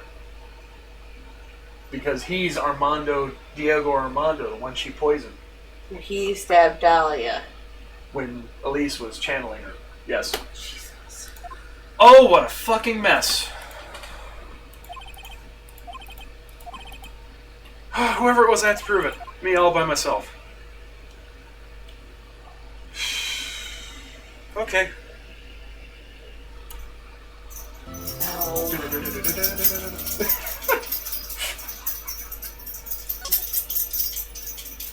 Willow, get out of there. Come. Willow. That's not your bed. Alright. Now then, before we proceed any further, I'm going to announce the results of the test we had performed earlier. Tests? Yes, tests on the bloody dagger that was found stuck in the pine tree. Oh yeah, that. Totally forgot about it. That's Willow? what that Maya Fey used when she fought the victim. So what are the results? Was it the victim's blood, or due to time constraints a full test wasn't possible? However, there's one thing we can say with certainty. Blood that was on this dagger was not the victim's blood. So that's out. That is all. Now then, let's restart this trial. So it wasn't Misty's blood on the dagger. Whose was it? Sure, both the defense and the prosecution know this, but this trial is rapidly coming to a close. Both sides will need to show some firm evidence with their claims. I understand, Your Honor. From what I've heard, witness is dangerously weak, physically speaking, so let's finish this quickly. Yes, let's finish this quickly. Agreed. Very well. Last witness. Poor Maya. Witness, please tell us your name and profession. Maya Fey. My profession is, the assistant manager at the Wright and Company Law offices. Maya. According to the magazine I have here, you're a spirit medium of the Karain channeling technique. I'm frightened. Fey clan, I don't want any more to do with it. Oh, Maya, the pain the Fey bloodline causes must be unbearable. Very well. Now then, Miss Fey, when the event occurred, you were in the garden of the Inner Temple. And you witnessed a moment of Miss Elise Donham's murder. Is this correct? I didn't see any... Straighten up this instant, young lady. Huh? Pick your head up and speak clearly. There's always time for crying later. But Your mother was killed right in front of your eyes. There's nothing you can do to change that fact. There's something you can do. You can finish this. You've been watching the whole thing, right? You've seen the witnesses come out. You've seen us squeeze the truth out of them. Now it's your turn. Let's hear your testimony. On night of the crime, what exactly did you see happen? Witness, if you please. Yes, Your Honor.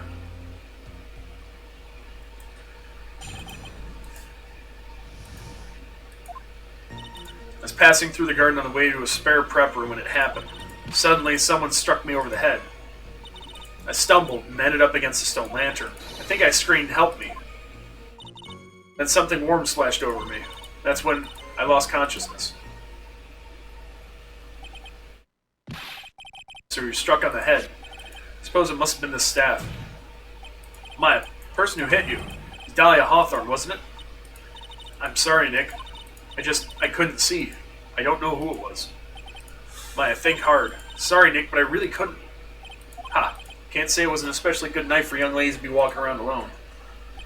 Seems that it will be hard to determine the criminal through testimony alone. Very well then, Miss Wright, please begin your cross-examination. Maya, hang in there. She doesn't look well at all.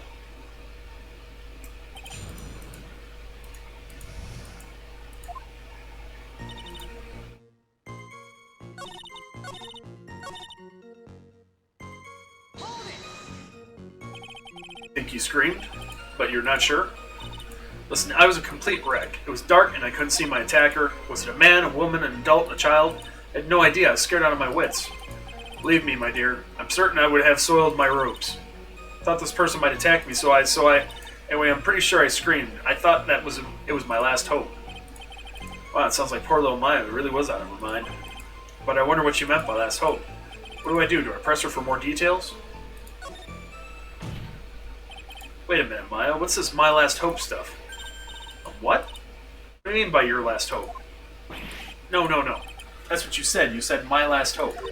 Huh? What? I said what? Look, you were facing an attacker that you couldn't see and you screamed, right? You screamed, "Help me." Yeah. But you testified that you screamed that because you thought it was your last hope. Oh, well, that's like, what do you call it when that happens? Maya's not doing so well up there. Oh, yeah, oh, that's right. I remember now, I was facing my attacker, but that's not who I was screaming at. What'd you just say? Yeah, that's right. There's a person behind my attacker that I was yelling at. That's who I was screaming to for help.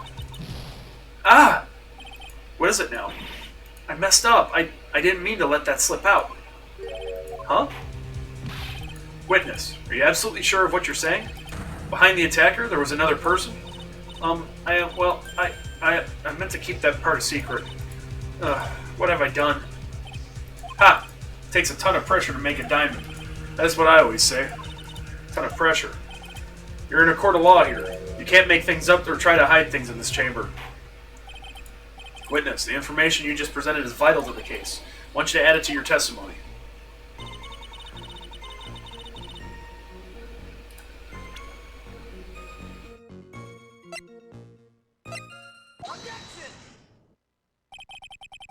There was a man standing behind your attacker? Yeah. That man. He's the killer. He stabbed her from behind. He's the one who killed Elise Donham, otherwise known as Misty Fey, your mother. The killer? Maya, you know who killed your mother, don't you? What's the meaning of this, Mr. Wright? To be frank, Your Honor, I think she is in shock and quite confused. That's why she hasn't noticed the huge problem with her testimony. Huh? What do you mean? What problem? Maya, on the night of the crime, the stone lantern was out of commission. Huh? What? It's true. There was no light anywhere in the garden that night. No! Order. Order in the court. Mr. Godot, explain this. Add the pureness of milk to the perfect clear darkness of coffee. Stir. That is the state of the witness's mind right now. A cup of cafe au lait. Cafe au lait? Is that even legal? Mr. Trite's word are the milk and you are the spoon, Your Honor. I'm a spoon? I'm no spoony Bart, I'll have you know. Must have noticed it too, Trite. This witness's mental state is highly unstable right now. It's not hard to understand why she would make a little mistake like that. I don't know. I don't know why she's protecting him. Sorry, but that's not going to cut it. What'd you say? If there truly was no light in the garden, then there's a fatal contradiction in the witness's last bit of testimony. Nick, may I? Recall the witness's statement about her attacker. She said that she didn't know if it was a man or a woman, an adult or a child. And yet, witness could describe a person that was standing behind her attacker, and she quite clearly described him as a man. Ah. In other words, that would have to mean that Maya actually saw our mystery person, despite it being so dark that she couldn't see the face of her own attacker. No! Order, order, order. What in the world does this all mean, Mr. Wright? Are you saying Miss Fey saw the real killer under pitch black conditions? Trite, do you have any idea what you're proposing? How could she have seen in the dark? There was no other light source at the scene. There are some things that you can only see in the dark, Mr. Godot. Maya, you did see who the killer was in the dark, and now you're trying to cover for him. Cover? For the man that killed her mother? There's only one conclusion I can draw from this.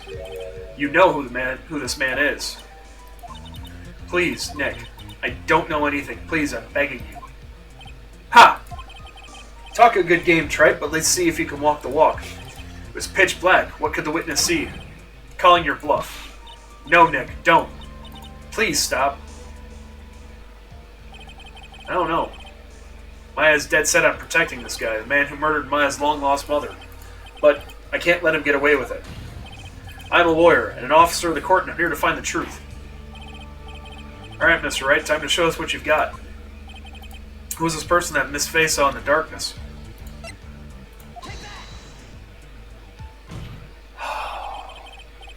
Because it was pitch black, Miss Fey was able to recognize the killer easily. Was it? Sorry. I'm sure the court would like to see for itself how this is possible. Yes? What? But how do you propose to show us something like that? It's easy. You just need to recreate the conditions of that night. Conditions? Your Honor, the defense officially requests that all the lights in this courtroom be turned off.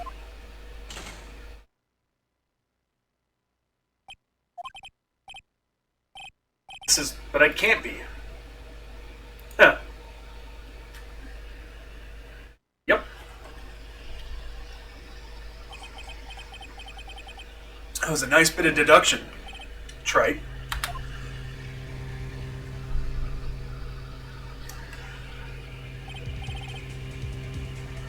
Well, everyone, this is the man Maya saw the night of the murder. Order, order, order.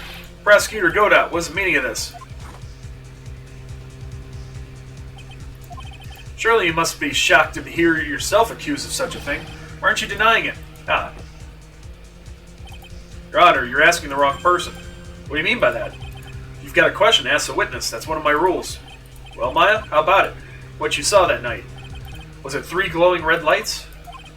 Well, witness, answer the question. Wrong. I never saw that. Maya. I thought the person that stabbed my mother was a man, for a totally different reason. What? Oh, that hurt. This is so confusing. Witness, Mr. Wright. Stop your chattering, Your Honor. No, I don't think it's because of blackmail. At least I don't think so. Stop your chattering, Your Honor. Chattering? If it's worth asking, ask the witness. That's one of my rules. Alright. Well then, let's continue with the testimony. Please tell us how you knew the killer was a man. Yes, Your Honor. Didn't realize it until after I woke up, but... Okay. When I came to, I was just laying there on the training hall floor. By the time I got back to the garden, the place had totally changed. Torches were lit and the body was gone. And all the snow around the stone lantern had been carefully cleaned up too. The person did all that work alone, I just assumed it was a man. So after the crime took place, that the witness came to think the killer was a man. Yes, that's right. I'm sorry, Your Honor. No need to apologize. It's as Mr. Godot said. You're utterly exhausted. I can change him! It's only natural that you'd be a little confused. Also, if you consider the situation you described, it doesn't seem too much of a stretch to assume the culprit was a man. Mr. Wright, proceed with your cross-examination.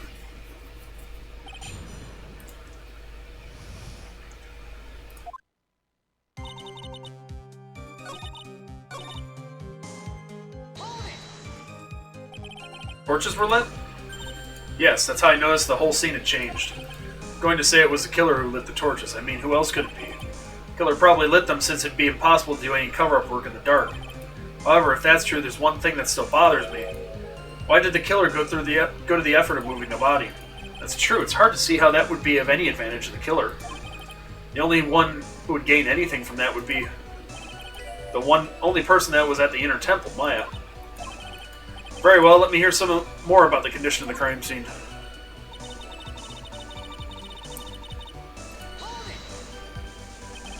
So you're saying the killer cleaned up the snow? It did look really odd. Snow was removed in an unnatural-looking rectangular pattern around the lantern. There were a lot of shovels around the inner temple, but they're all really heavy, way too heavy for me to use. An odd fellow indeed, this killer. Why on earth would anyone want to take that snow away? Well, there's one thing I can think of. Didn't you say that a lot of the victims' blood sprayed into the snow? Yeah. The area I collapsed in ended up being splattered. In other words, the killer's purpose was to hide the bloody snow.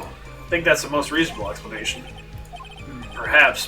However, there's something that's bothering me. The killer just wanted to hide the snow with blood on it. There's no need to remove that amount. Makes perfect sense that it's Godot. He can't see red. So he probably cleaned up the whole... That's true. He could have scooped up just that snow that was stained with blood. Looks like there are some mysteries behind this issue, but I think this will help explain them.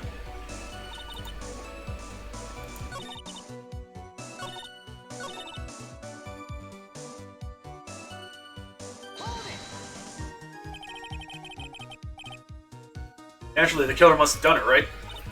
Yes, I think so. But why would the killer tamper with the crime scene like that? It must have been something that the killer desperately wanted to hide. The truth is, when I saw the crime scene, I felt something. You did? Yes. Felt like the killer was hiding the evidence from me, for my sake.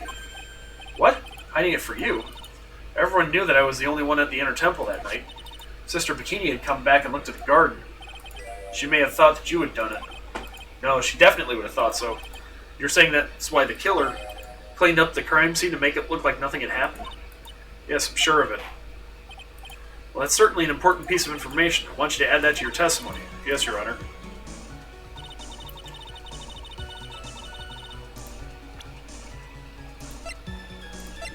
If he cleaned up all that, why didn't he clean up the lantern? Body of Elise Donham was carried all the way to the Hazakura Temple's courtyard. Then at the garden, the real scene of the crime, snow that we suspect was covered in blood was scooped up and removed. It's reasonable to believe that all this was done in an attempt to hide the true crime scene. However, there's still one matter that seems somewhat odd. Yeah. Oh? And what would that be? You must have figured it out by now, Mr. Godot. It's a message written in blood on the lantern. It was written very clearly on the white stone lantern. Maya. Ah. The killer was so motivated to protect Maya from suspicion, then why didn't they wipe the writing off the lantern? Ah! Order, order, order. But, Mr. Wright, isn't it a fact that the killer was trying to cover up the crime scene? Indeed, but it doesn't make much sense to move the body and remove the bloody snow, then not wipe off the most incriminating thing of all, the bloody writing. But if that's the case, do you have an explanation for the killer's mysterious behavior? Are you trying to bury yourself? Why'd this killer move the body and remove all that snow, but then leave the bloody writing on the lantern? I don't know what the killer's plan was, but it's a fact that the killer left the writing on the lantern. There must be a reason for it. Well, Mr. Wright, let's hear your opinion. Why did the killer leave the... Killer didn't notice it. Prosecutor Godot, earlier in this trial you gave me some good advice. Once you eliminate the impossible, whatever remains must be the truth. Maybe you're not as dumb as I thought. The real killer wanted to disguise the fact that a crime had occurred there. If that's the case, they wouldn't have left the bloody writing on the filled lantern on purpose. Therefore, it must mean they didn't notice it. That doesn't make any sense. Torches were all lit and everything. There's no way any normal person would miss something as glaring as that. You're right, there is no way any normal person would. What? What are you trying to say, Mr. Wright? There's only one person involved in this incident who could have missed seeing the bloody writing altogether. Who would that be? Who is this person? Mr. Godot, this is what you said yesterday. I said it's pretty messed up. Even with these huge gallows on my head, I can't see everything. Can't see everything? Is that correct, Mr. Godot? This lantern was submitted as evidence today. I would like the court to think back to the moment it was first presented. This lantern, there's something written on it. Why, it's written in blood. Huh, nonsense. This lantern, it's as clean as a whistle. Mr. Godot, just admit it. There are certain colors you can't see, correct? You can't see red on a white background, can you? That's right, we went through this once before, during the poisoning case at Trebian. This is the apron the delightful Miss Bird was wearing at the time. Somehow spilled coffee on it. Something's still bothering me, Mr. Godot. Why have you not explained the bloodstain to the court? Bloodstain? What bloodstain would that be? Don't play games, prosecutor. The blood-colored stain that's smeared all over the apron. It's ridiculous. No one told me anything about a bloodstain. You could see the coffee on the white apron, but you couldn't see the ketchup because it was red. Ah, it's strange. In a black and white photo, those letters would have appeared black to me. I wonder, why am I the only one that can't see them? So then, Mr. Godot, are you admitting it?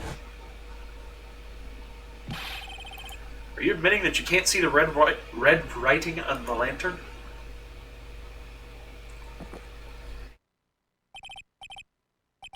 Hey, Gramps, didn't you know? It's the reason I don't drink red tea.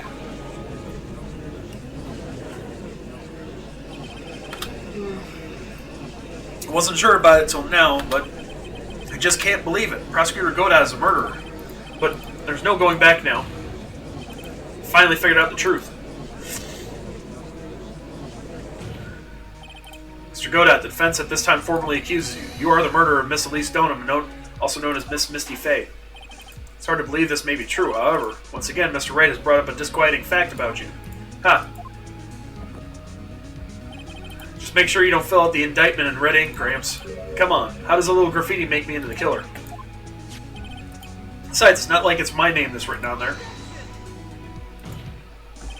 I'm certain that the killer wasn't able to see the color red. This is rich. Do go on, Troy. Answer is right there at the crime scene. In the snow. The snow? How so? Well, for example, why did the killer move all that snow? Your Honor, you said it yourself. If he wanted to hide the bloody snow, why not just take out just that area? Because why didn't he just take out that area? Could it be? Yes, the killer couldn't see the red blood that had seeped into the snow. So, he had to remove all of the snow. He couldn't be sure of where the blood had landed, so he removed the whole area. Is it more likely that the killer couldn't see the blood because it was dark? Lit the torches. Not a chance, the torches were all lit. Could have been able to see just fine. It seems, once again, this trial has taken an unexpected turn, to say the least. Can you explain this, Mr. Godot?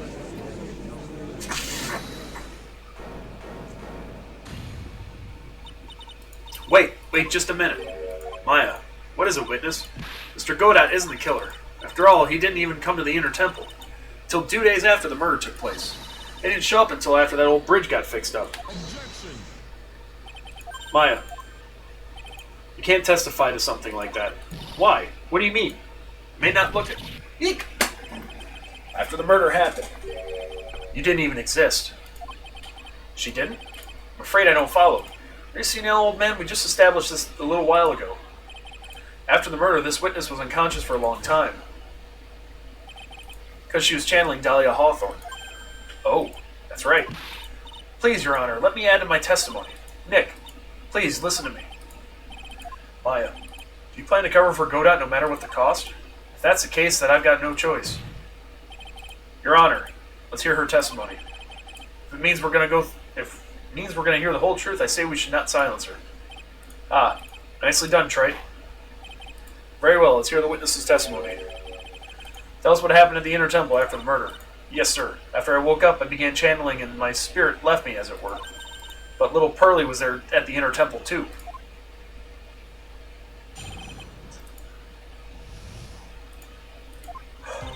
Pearlie was also stuck on the Inner Temple side that night. Next morning, she looked around but couldn't find anyone.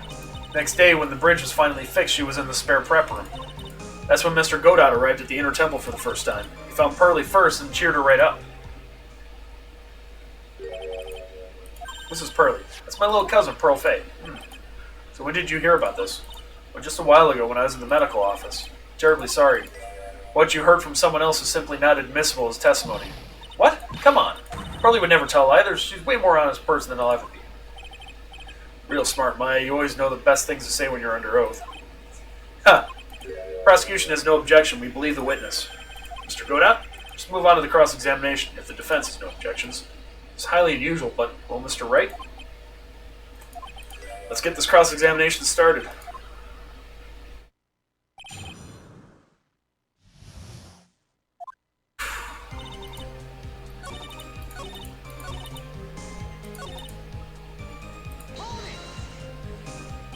He cheered her up? That's what Pearlie said. She said he was a very nice older gentleman. Thank you for looking after my cousin, Mr. Godot. Here I was thinking you were nothing more than a coffee addict. Ha! Cut it out. You're making me blush. This guy's really beginning to get on my nerves in more ways than one. Truth is, there aren't many places to look on the Inner Temple side. Policemen were all busy going over the garden with fine-tooth combs, so I decided to carry out an investigation of my own, Godot style. I'm the same way. I like to hand down verdicts in my own way, judge style. Maybe I should ask some questions, Phoenix style. Then you conduct an investigation of your own. Did you find anything? Looks like my investigation went about as well as yours, Trey. After all, I did miss the bloody writing on the lantern. Well, I didn't miss it, so speak for yourself, Goggles. The odd thing I discovered was the beauty in the training hall. Beauty? Misty Fay, naturally. Clad in her stunning Japanese garb surrounded by the hue and aroma of Western tastes. Western tastes? Could he find a stranger way to describe Gravy? So from there, you headed to the prep room? Wait a sec. What did Godot say just now? I think I just found his proverbial weak spot. There's only one thing of any importance here. Where was Godot when the murder was taking place? He must have already been at the Inner Temple when it happened. Otherwise, he couldn't have killed Elise Donham.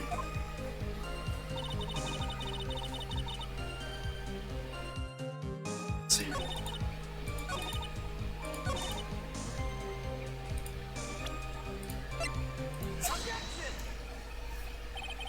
Mr. Godot, the first time you crossed Dusky Bridge and went into the Inner Temple was long before the murder took place.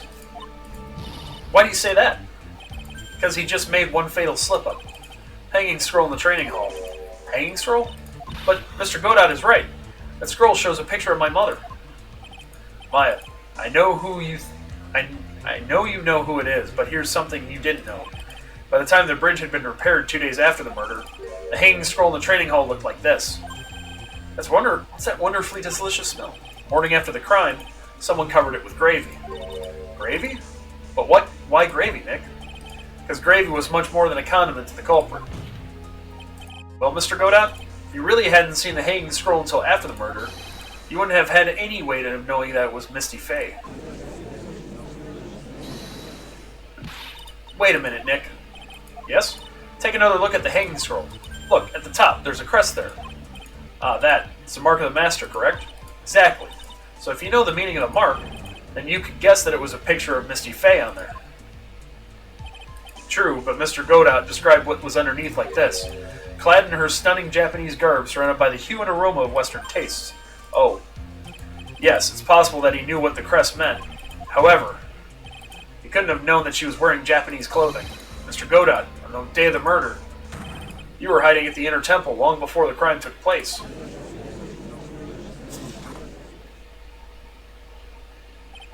Can I ask you just one little thing, Trey? What is it? This whole theory of yours. It all rests on a certain assumption. That I knew beforehand that a crime was going to be committed. That's right. Otherwise, there's no reason for him to sneak onto the crime scene. Of course, Mr. Godot knew about the plan. Huh? What did you say? Is it really possible that he knew? Yeah, he did.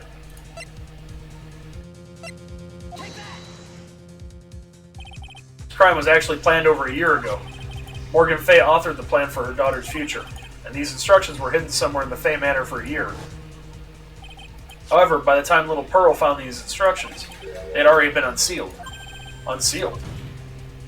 Yes, the killer had read these instructions long before Pearls ever found them. That's how he knew the crime was to take place at the Inner Temple. Do you still insist this crafty killer is me? You bet I do. But you just said that the instructions were hidden. That's right. Mr. Godot couldn't have known where the instructions were hidden. If he really wanted to know, he had one great chance to find out. Yes, and when was that? During a visit. A visit? Morgan Fay told her daughter, Pearl, about where the instructions were hidden. During one of her visits to the detention center.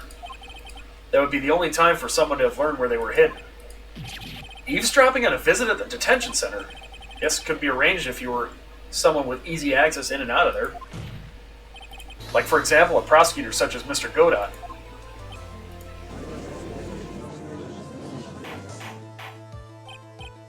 That's reaching, though, in all honesty. Mr. Godot, you're under fire again.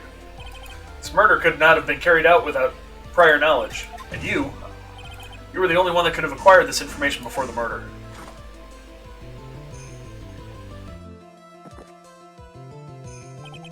Humans are afraid of the dark, and yet at the same time we're fascinated and bewitched by it. Maybe that's why humans drink the darkness that is coffee. Sorry for always asking, but what does that mean? It means there's a reason for everything. According to your theory, the killer in this case eavesdropped on a conversation during a jail visit where he learned the hidden place plan for a crime. After discovering the plans, he hid in the Inner Temple and waited for the crime to occur. Then he ultimately took a person's life.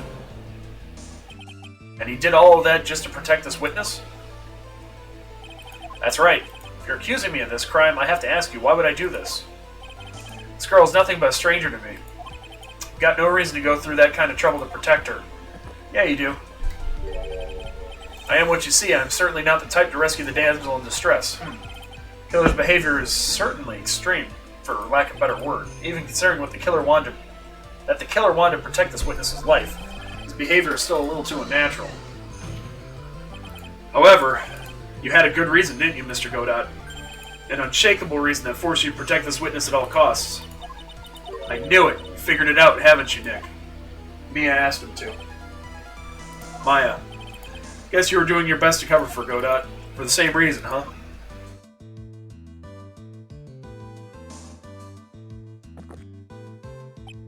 Okay, Trey, I'm all ears. Let's hear it. Very simple. Maya Fey is a lot more than just a stranger to you. What's this?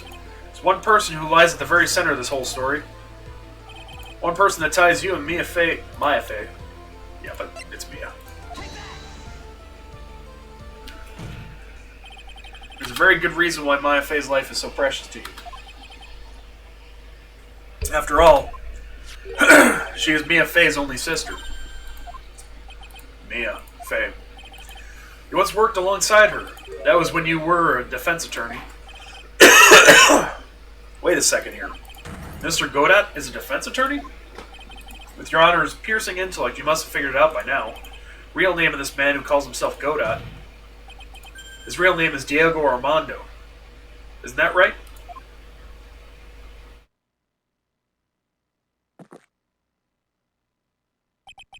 Last time someone called me by that name was over 6 years ago.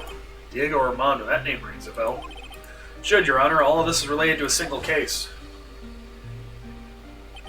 case in which a convict named Terry Falls killed himself. Mia Fey's first time in court, the tragic outcome left a deep wound in her heart. She knew that behind it all was a heartless, scheming demoness in disguise, but in the end, Mia couldn't tear off that disguise. However, there was one man who reached out to help her, Diego Armando, a senior defense attorney at the office where Mia worked. It's my fault. It's all my fault that Mr. Falls killed himself. Mia, can't cry yet.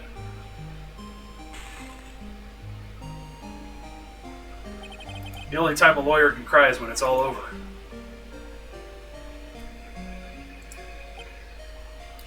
I was moved by her. The way she put all her faith in her clients, that pure sweetheart of hers. That's why I could never forgive Dahlia Hawthorne. Me and I thoroughly investigated that fake kidnapping incident. Then one fateful day, Dahlia wanted to meet with me. It had been 6 months since the trial. We met in the courthouse cafeteria. I just remembered. 6 years ago, right here in this courthouse, you were poisoned. Even I didn't see it coming. Dahlia Hawthorne slipped some poison into my coffee.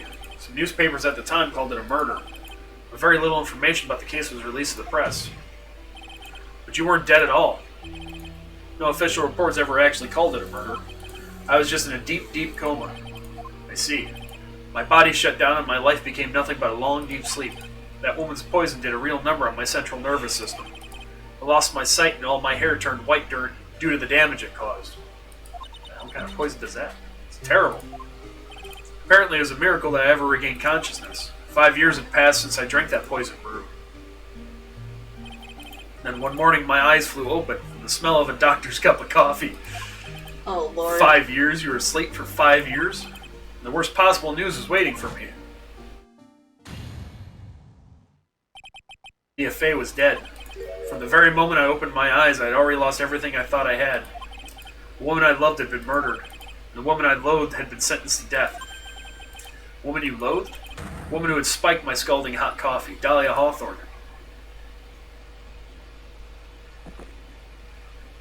Ah, good old Mia. She didn't let me down. She got her revenge before she checked out. In the end, there wasn't anyone waiting for me when I woke up. That's so sad. For someone like me, for someone who had slept away their best days, there were only 2 reasons left to live. It was for those 2 reasons that I decided to become a prosecutor. But may I ask, what were your 2 reasons to live? First was you, Trite. Huh? Me? If I hadn't drank that stupid poison, Mia Fey never would have died, much less the way she did. You were the only one who was there to protect her, but you let her die. It was all your fault. It wasn't like that. I wanted to see for myself what kind of a man you really were. So that's why you became a prosecutor? My other reason for living. She goes by the name of Mia Fey. Huh? You mean me? You were the only one that could make up for the sin of not saving Mia. 1 year ago, when the Corraine Village incident was resolved, it was obvious that Morgan Fey was planning something. Whatever her evil plan was, I was determined to stop it. My role as a prosecutor put me in the perfect position to do something about her. That's how you overheard Pearl's visits with Morgan at the detention center. I knew that the time was drawing near. Since I knew the plan, I thought I could foil it. My goal was to outwit the plan. I thought if I could do that, I could keep that girl from being caught up in it. That makes sense. If Pearls had known that the actual purpose of the plan was to kill Maya, she never would have helped out. Finally, the day of the plan was drawing near. I contacted both of my accomplices. Accomplices? Iris of the Hazakura Temple and Misty Fey. I especially needed the help of Iris. She was to take the fall in my backup plan in case we couldn't control Pearl Fey. But how did you contact my mother? She had been missing for almost 20 years. Officially, yes. What? What do you mean officially? You've heard about it, haven't you? About the strong ties between the main family and the government? Now that you mention it, Bikini did say something to that effect. She said that the Master of Corraine had great authority. Even without her official position, Misty Fey still wielded great influence. Police have been keeping an eye on her movements all this time. That's how I was able to contact her. Again, because of my position as a prosecutor. So my mother was cooperating with you? Don't ever forget, no matter how far away from you she was, she never stopped thinking about you. She was always... That's why I knew I would do anything to protect you. If you want to know how strong her resolve protect you was look at her staff. Her staff? The one with the sword in it? The day the plan was to be carried out arrived soon enough. We met for the first time in Hazakura Temple. That's when your mother showed me your special staff. I realized it then, just how far she was willing to go. She was ready to use that sword to protect you from Morgan Fay if necessary. Yes, even if it meant paying the ultimate price. Mother. That night, the night of the crime, there was just one way to stop Morgan's evil plan. You mean Pearls, don't you? We had to make sure she didn't channel Adalia Hawthorne. Well, Pearl, what are you going to do tonight? Well, if you'd like, you can come to my room. Perhaps we can read some books together. We thought we could prevent her from playing her part in Morgan's plan, but she never showed up. She was worried and followed me to the inner temple. That was the thing we were most afraid of, and that's why Misty Fay had to do the channeling herself. She channeled Dahlia Hawthorne into her own body. What do you mean? If she channeled the spirit first, then Pearls wouldn't be able to do it herself. As Master of Kurain, Misty Fay's power was supreme, so that's how it went down. She channeled Dahlia Hawthorne so that Pearl Fay wouldn't be able to.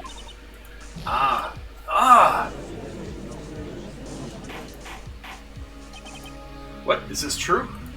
My role in the plan was to make sure no one was going to hurt Maya Fay. That's why I hid myself at the inner temple, just in case you needed to be safe from Dahlia Hawthorne. Godot. Anyway, that's all I'm going to admit to, Trite. Huh? There's no doubt about it, you're a great defense attorney, but you're going to have to do the rest yourself. Background leading up to this incident has been laid bare. There's just one question remaining, Mr. Wright. Who killed the victim? There are only two possible suspects now, Maya Fay, and I'm going to say it to you, Mr. Godot.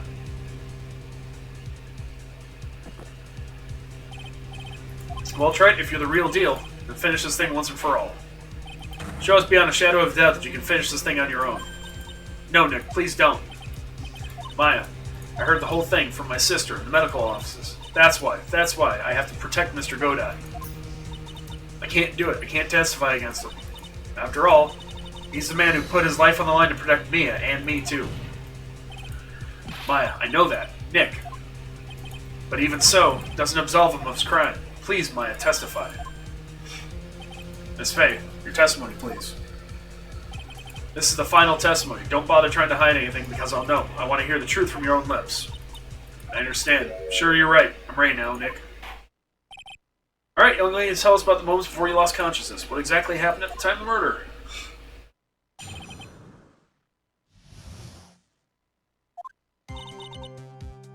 Before it happened, I think I saw some red lights, 3 of them. I thought I'd ask for help, but just then I was splattered with blood. She wasn't dead, though, and she struck back at the enemy behind her. Suddenly, the red lights went out, and the whole area was dark. Just at that moment, there was a horrible scream. Right after that, Dahlia collapsed, and I lost consciousness. These red lights, I thought you said you don't remember seeing them. I'm sorry. I thought I saw them, but then they disappeared all of a sudden. Ha! Things break, Trite. Even the best of theories.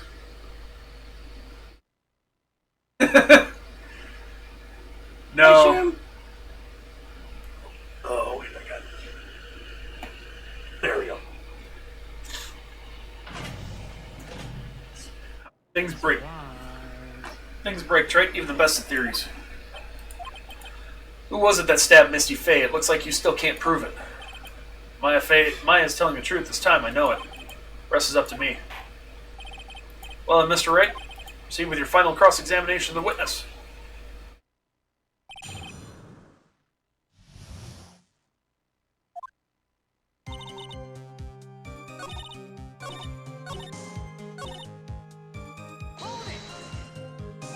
What do you mean by just at that moment? Do you mean the moment when the red lights went out? Yes, that's right. The scream that you heard then, was it Dahlia Hawthorne? I don't think so. I'm pretty sure it was a man's voice. What? So then, that scream came from the killer? It's gotta be it. I am Well, the magnificent memory machine! I receive and process video and audio input and make appropriate pre-programmed verbal responses. I think Dahlia Hawthorne must have taken the blade and attacked the killer with it. And the killer let out a scream of pain, huh? After that, the killer stole the blade back and delivered the final blow, I guess. Well, Mr. Wright, it seems to make sense to me. Sounds like a reasonable deduction, but I still kind of wonder. Sorry to say this, but that interpretation would create an enormous contradiction. Fustercluck, yep. Fustercluck! Fustercluck. I like that about it. That makes sense. After all, my deductions are almost certainly never correct. Remember the testimony she just gave before the killer let out a scream? Maya said she had already been spattered by the victim's blood. In other words, the blade and the staff had already been plunged into the victim. Ah, is that right? She couldn't have struck back with a sword that was already stuck in her body. The weapon that caused the killer to let out a scream must have been something other than the staff. You're so sure about that, then don't keep us waiting any longer, Trey. It was the dagger. Who's Camilla? I don't know. Camilla from the Muppets? That I don't know. That could have been used as a weapon here. Dahlia Hawthorne had already been stabbed in the back by the staff. What could have been used to strike back at the killer? Dagger? Naturally, the dagger the killer brought to the scene of the crime. Chicken. Oh, the chicken. Got it. It's the chicken. It's... Camilla the chicken. what's his name? Is it Gonzo? No, not Gonzo. The other guy. Here, go down.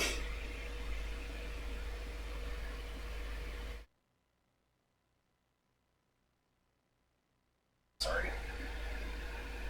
There.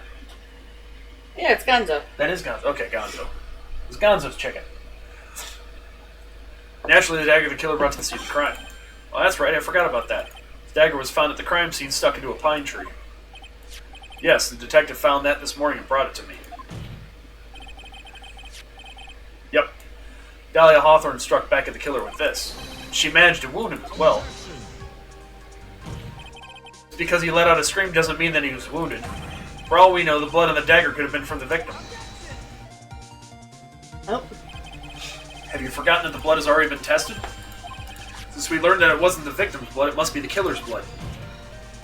The killer must have a wound somewhere on his body.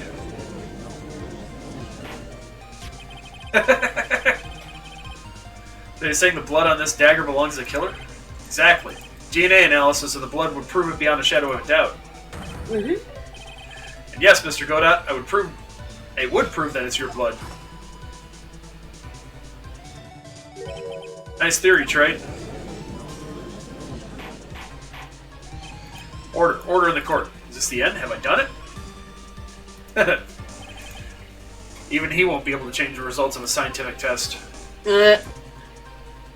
Ha! Let me ask you something, Trey. Let's just say that it turned out that I was the killer. You really think it would have been stupid enough to leave evidence like that? What? Just think for a second. This dagger was found this morning by a detective and brought to me. There's already blood on it, correct? But I was the one who brought this dagger here to the courtroom. Yes, what does that prove? Well, if I really were the killer, I could have washed the blade off and then planted another person's blood on it. That it can't be. In any case, there's one thing I can guarantee, Trey. That blood doesn't belong to me. Not a chance. What? In any case, it seems to be established that the killer was wounded. Alright then, witness. Continue your testimony. Wait a minute. It's a problem. I probably shouldn't say this, but there's a big contradiction in Nick's explanation. Maya. This dagger. You said that it wounded the killer. That's right. But if Mr. Godot had really been cut with the dagger, his clothes should be bloody or have a rip in them, right? Maya? Maybe he just changed his clothes? That'd solve the contradiction pretty easily. What are you talking about? It's not that simple at all. Remember back to the day of the murder. Everyone that was on the Inner Temple side got trapped there. Ah, that's right. Once the bridge was fixed and the police headed for the Inner Temple, Mr. Godot was already there waiting for them. He never had a chance to change his clothes. Ack! Order in the court. Well, maybe he brought a change of clothes with him. But no one could have predicted the lightning strike that shut down the bridge. Why would anyone have brought a change of clothes? Ugh, did the judge just take smart pills during the last recess? Well then, maybe this killer took off his clothes before he committed the murder. Oh, Lord. That way he wouldn't get any blood on them. It's impossible, Trey. You know how cold it gets up there late at night. Yeah. After a few minutes with no clothes on, you'd be frozen solid. Ah! Ah! Ha! So that's all you've got? I knew you weren't tough enough to finish this. Or, right now, if Mia Fey were here, she would have closed the book on this case already. Mia Fey were here. Come on, Trey, can you do it or not? How about it, Mr. Wright? You accused Mr. Godot of being the killer, but can you prove it? Have you even got one piece of evidence? Question isn't whether I can prove it or not. The fact is, I have to prove it. That's the only choice I have. Taught that it's one of the rules of being a lawyer.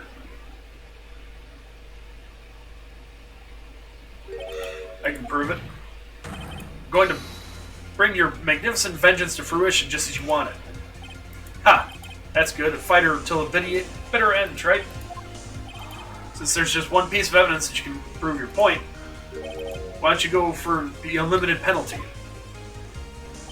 Are you trying to pressure me, Mr. Godot? Because it doesn't matter to me. I've got the one piece of evidence I need. Give me a break. You've got nothing, Trey.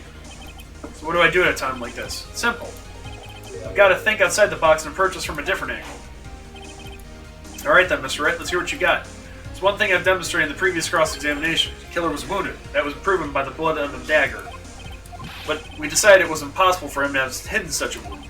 If he had been cut by a dagger, there should be a bloodstain on his clothing. One place the killer could have hidden his wound. What'd you say? Hidden?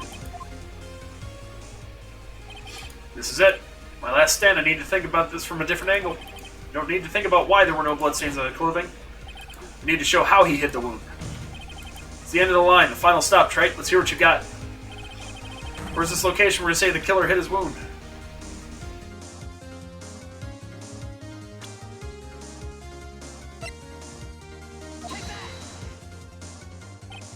Ha! I don't know what you're talking about. Frankly, I don't need to know. Isn't that right, Trey? What was that just now? Mia? Can't be. You're living on through him? Even as we speak, you're still hiding the wound.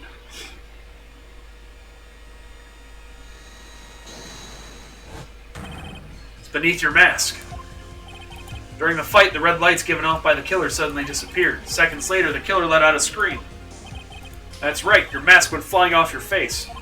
Mr. Godot, would you mind removing your mask? If you have a dagger wound under there somewhere, then I'd say this whole case is solved.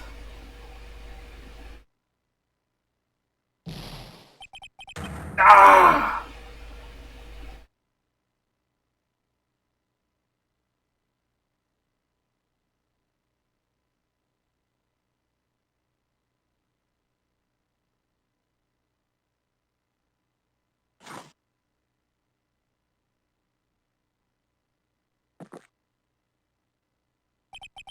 Just now, I saw her spirit in you. Never liked you. 6 years ago. You helped the woman who put me to sleep by hiding her bottle of poison. And then... while I was sleeping, you let Mia die. It's a culmination of a bunch of stuff. But you didn't care, you just kept living your pathetic happy-go-lucky life. You even had the nerve to follow in her footsteps as a lawyer. I could never forgive you, that's what I thought. Mr. Godot. But I was wrong about you. I knew it from the very beginning. Truth is, only person I could never find it in my heart to forgive was myself. Was me. You, yourself? I was the one that failed to protect Mia. Me and no one else. I tried to avert my eyes from the truth, to escape from the harshness of reality. Just couldn't face Mia's death head on, so I ran. Hid behind a mask and threw away my true name. Couldn't even deal with being a defense attorney anymore, so I quit. But you saved Maya. Yeah, that was my plan. Up until just now, anyway. What do you mean?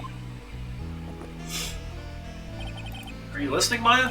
If I had really wanted to save you, then there's one person that I should have gone and talked to right away. Who would that be? Are you talking about Nick? But I didn't do it. I tried to get the help of Iris and your mother. But I closed my eyes to the most important man involved. Dang it. Do you know why? The real reason? No, why? I suppose I wasn't really interested in saving you at all. Huh? I think I was just trying to salvage what's left of my own broken soul. I was trying to make up for the fact that I couldn't save Mia, nothing more. That's why I let you walk right into a situation that I knew was dangerous. Forgive me. You're wrong. You put your life on the line to save Maya. Was it really for Maya's sake? Even I'm not really sure. What do you mean by that? That night in the darkness of the garden when I saw her silhouette, part of me must have known the truth. Truth that it wasn't really Dahlia Hawthorne standing there in front of me. Could have been Misty Faye or even that little girl. But I still picked up the blade. It was like I was dreaming. Yeah, he could have killed Pearls. Not sure exactly what was going on in my mind at that point. Was I really motivated by the pure desire to protect Maya Faye? Or was it something else? Evil bitch. Was my hatred for a woman who had stolen everything from me 6 years earlier? Could it have been simply a desire for revenge? Now, I don't know anything anymore. I did learn something today, however. I finally realized that I was the arrogant one. I was just chasing an illusion, a fantasy. Stupid fantasy of defeating you in the courtroom. You were the one who made me realize my folly. You never ran away from Mia's death. Instead, you picked up where she left off as a true defender of the people. In that moment, I understood everything.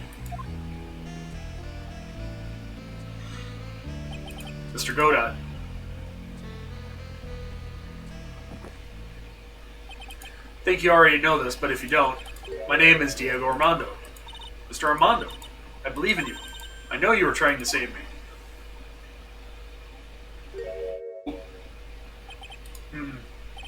Thanks. Your wound, it's bleeding. Ha, did you forget already? In my world, the color red doesn't exist. These must be my tears. Tears? Ever since I woke up from my coma, I think I've been waiting for this very moment. Mr. Armando. You do well to remember this, Maya. The only time a lawyer can cry is when it's all over.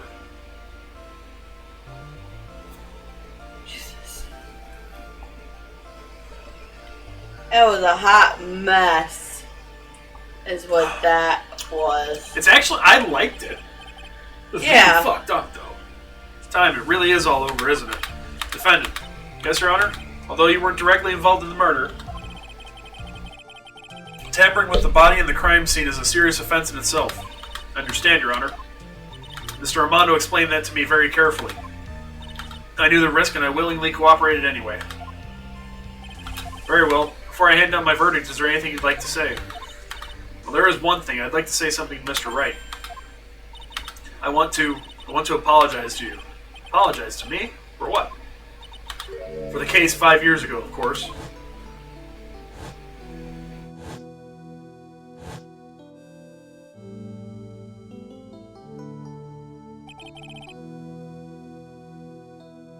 And just remember, weren't you poisoned by your own lover? Not exactly, but yeah, something like that.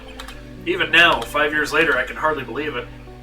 Oh god, yeah, it's all over the place. Yeah. She's going to do it. She's planning to kill me. It's not all that surprising. Two of you hardly knew each other. Huh? What do you mean? You and my sister. You only met twice. Huh? We only met twice. First time you met was on that fateful day.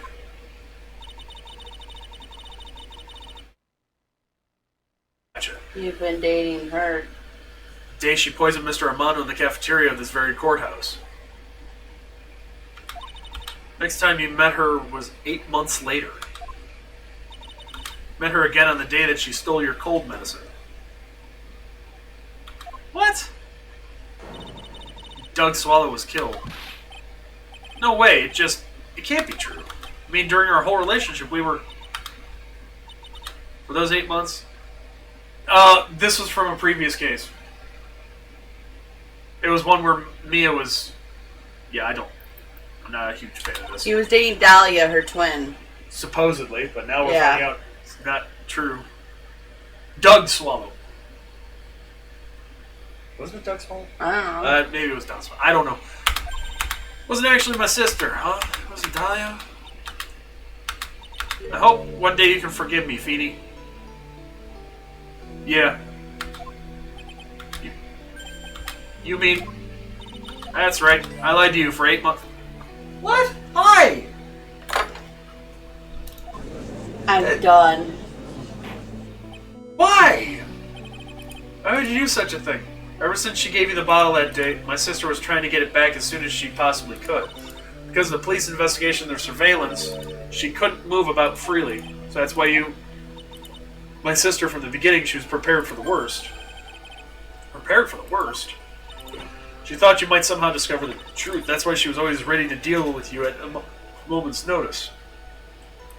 I mean, she was ready to kill me, don't you? She already had so much to answer for, I didn't want any more sins on her soul. I begged her not to do it, and she agreed to give me a chance. That's why you came to me? Came to get the bottle pendant back from me in her place? But I couldn't get you to give it back. Smack, smack, smack, smack. I failed at something even as simple as that. 8 months passed and I still couldn't get it back from you. Finally, my sister couldn't wait any longer.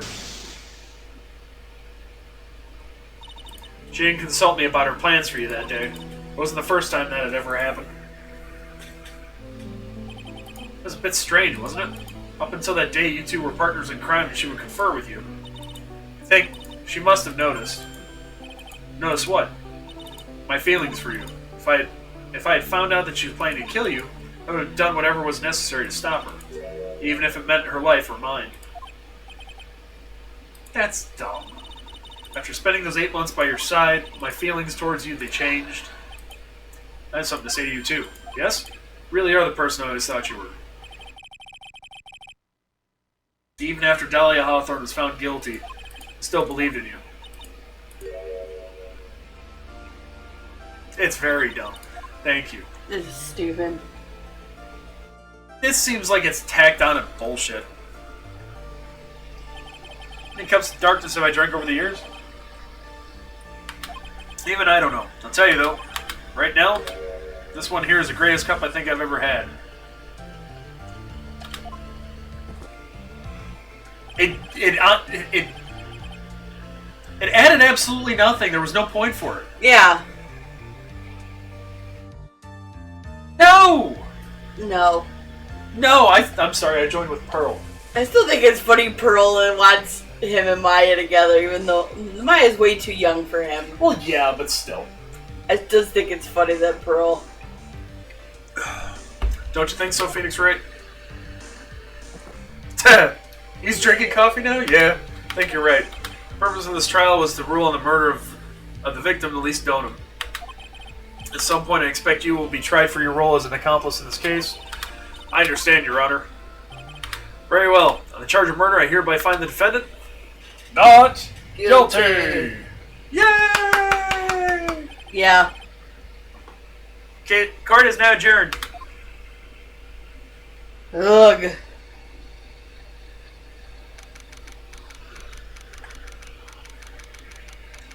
It's a spaceship, damn it. Not Not a problem, limousine. If anyone needs me, I'll be in my angry dome. Guess it's all over. The way everything ended was justice really served. The man who risked his life to save Maya is being sent to prison by my own hand. Of course justice was served. Hi, Mia!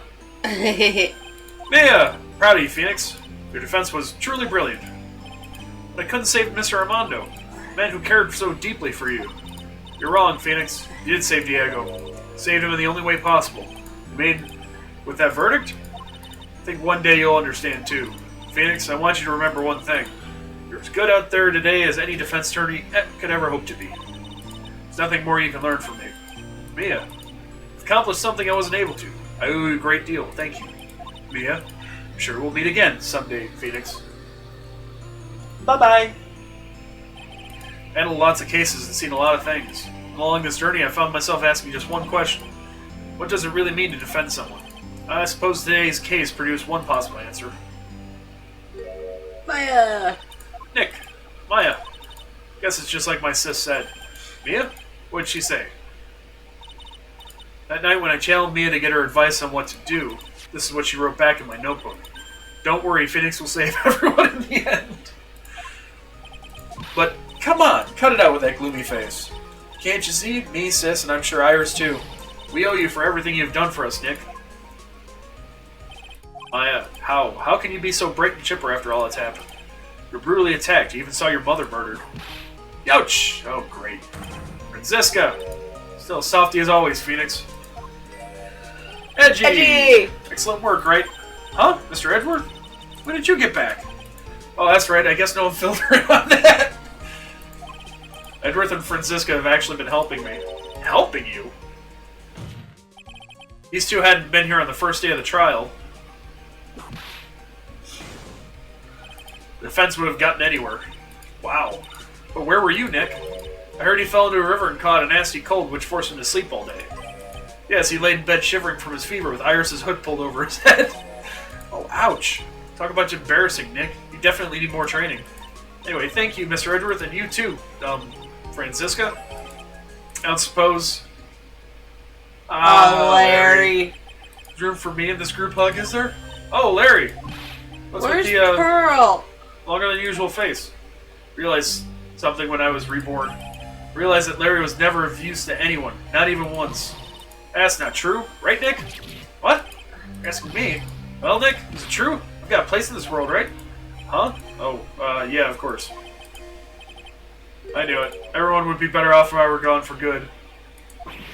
No. Oh yeah. Those portraits you painted, they were really good. Isn't that right, Edgeworth? What? Me? Why are you making that face, huh, Edgy? Though, yes, indeed, I certainly can't say they lack resemblance. You really mean it? What about you, Francie? Did I draw you well, too? Wow! My beauty can't possibly be captured by mere crayon. Yeah. Nevertheless, I recognize the effort you put into it, and it's worth something. Did I go do it? Like you promised? You're going to model for me? Don't get carried away.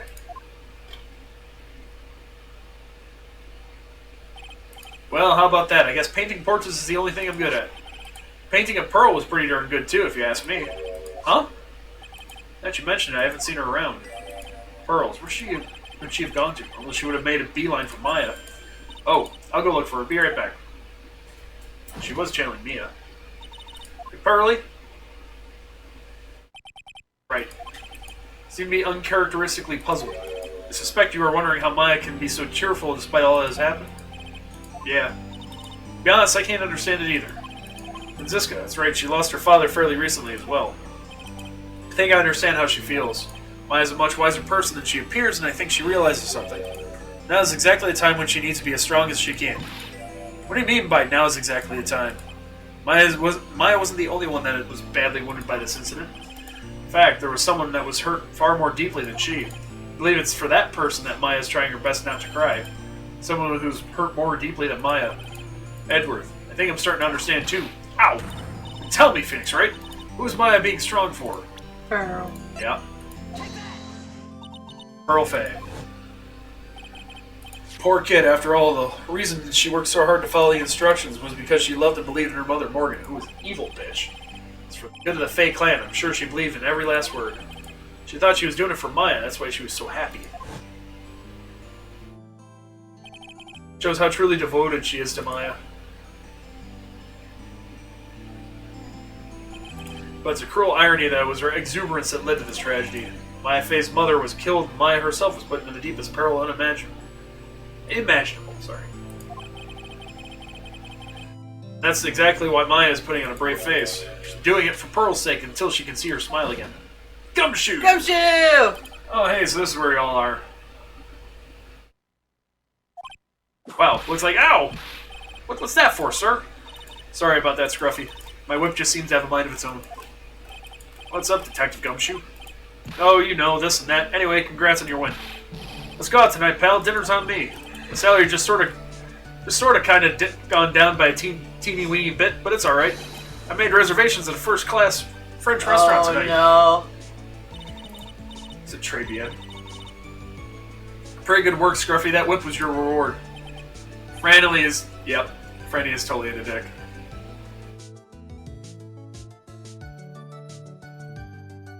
Yeah, but what does she think about Gumshoe? It's at a first-class French restaurant. You don't mean...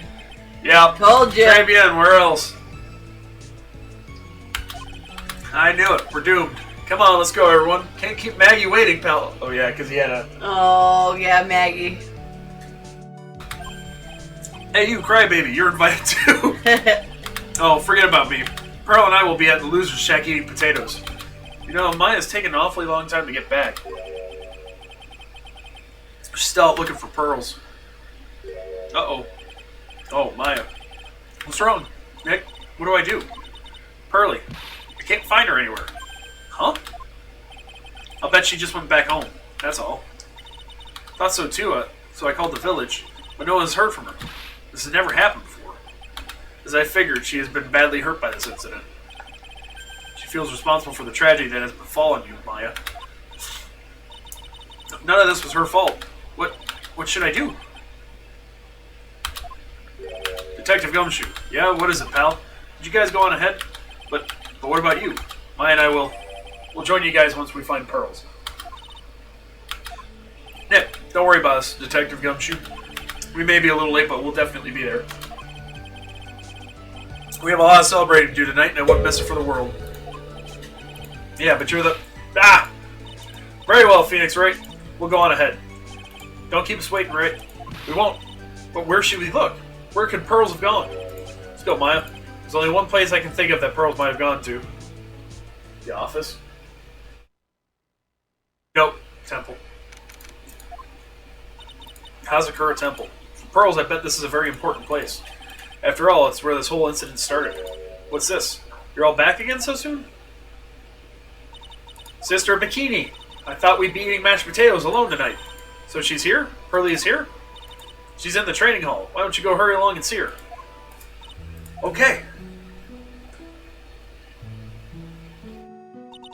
Pearlie's not here. Ah, Maya! The hanging scroll. Ah. Someone cleaned it off.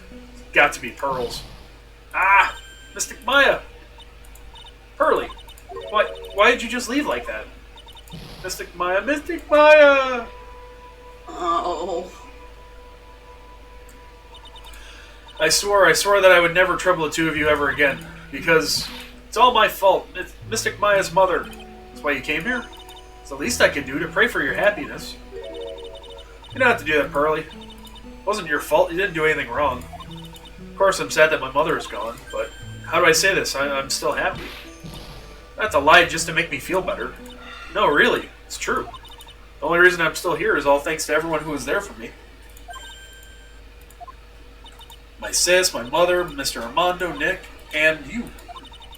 If even one of you weren't there, I'm sure I wouldn't be still alive right now. That's why I have to be strong, for all the people that were there for me when I needed them. That's all I really can do. Mystic Maya, I'm impressed. You truly are the daughter of Mystic Misty. Sister Bikini. Mother, Mystic Misty, was a strong woman indeed. I want to tell you what she said to me that night. Oh, that's right, she had a surprise. And dishonoring the good name of Karain, I don't have the right to face my daughter. But still, Maya's always in my thoughts. It's true, she'll always be with me until the day I die. We're gonna finish up Nancy Drew. Yeah, they're gonna play a little bit of ND, and then Because we're gonna finish off Carousel. Were we gonna play another one? maybe. Possibly. And then after that, we go to Tex Murphy. Yeah. Which I've noticed you've been playing, so at least you can give me pointers. Because that's going to be a challenge. Yes. I feel. Yeah, I've like want to throw some ND in there. We're like halfway through Carousel. Yeah. Fair enough. I appreciate it. It's true, she'll always be with me until the day I die. Your spirit was with her, that's why your mother was so strong. Even at the end, I'm sure she had no regrets. She'll always be with me until the day I die, huh? I want to play Kerr.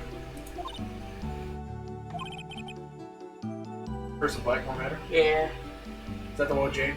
Yes. Cool, I got it right this time. The one where you have to turn the heads on the dragon thing to open the door? Yes. Cool, I remembered. There's a rule or something, all masters are to You follow. ordered the food from the Cockney guy? Bangers and mash? Yeah. Yeah. Loop-de-loop.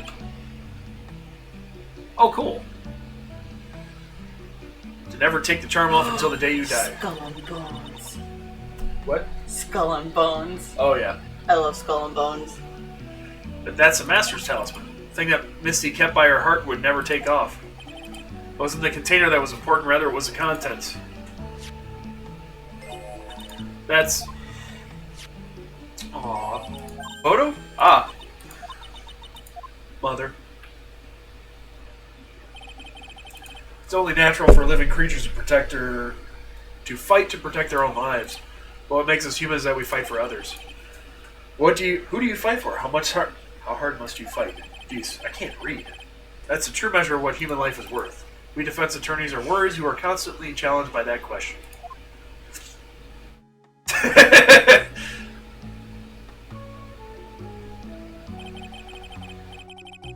That's Mia, that's Maya. Mm-hmm. They broke So the they urn broke first. it too.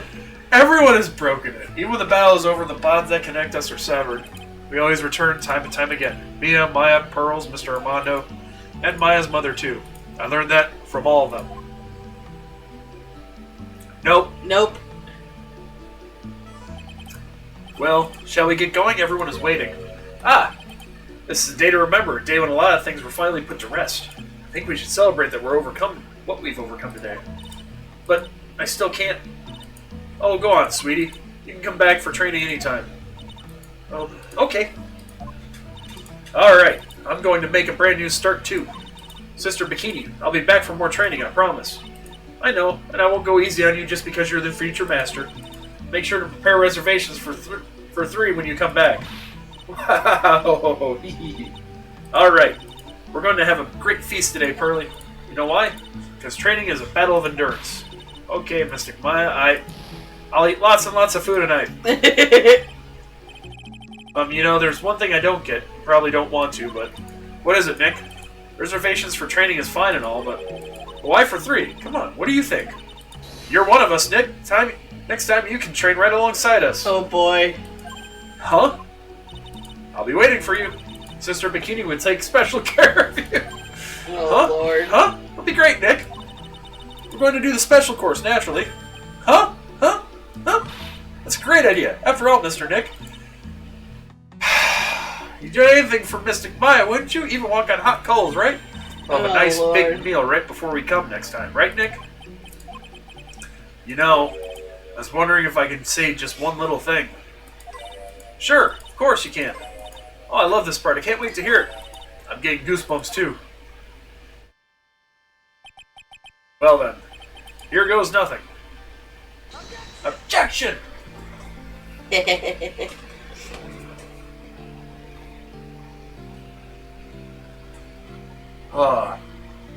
We got through it. That was a slog of a case.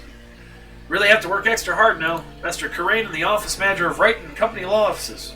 I have to be a good big sister to Pearly and Nick, too. Well, as long as I'm not locked up or captured or something like that.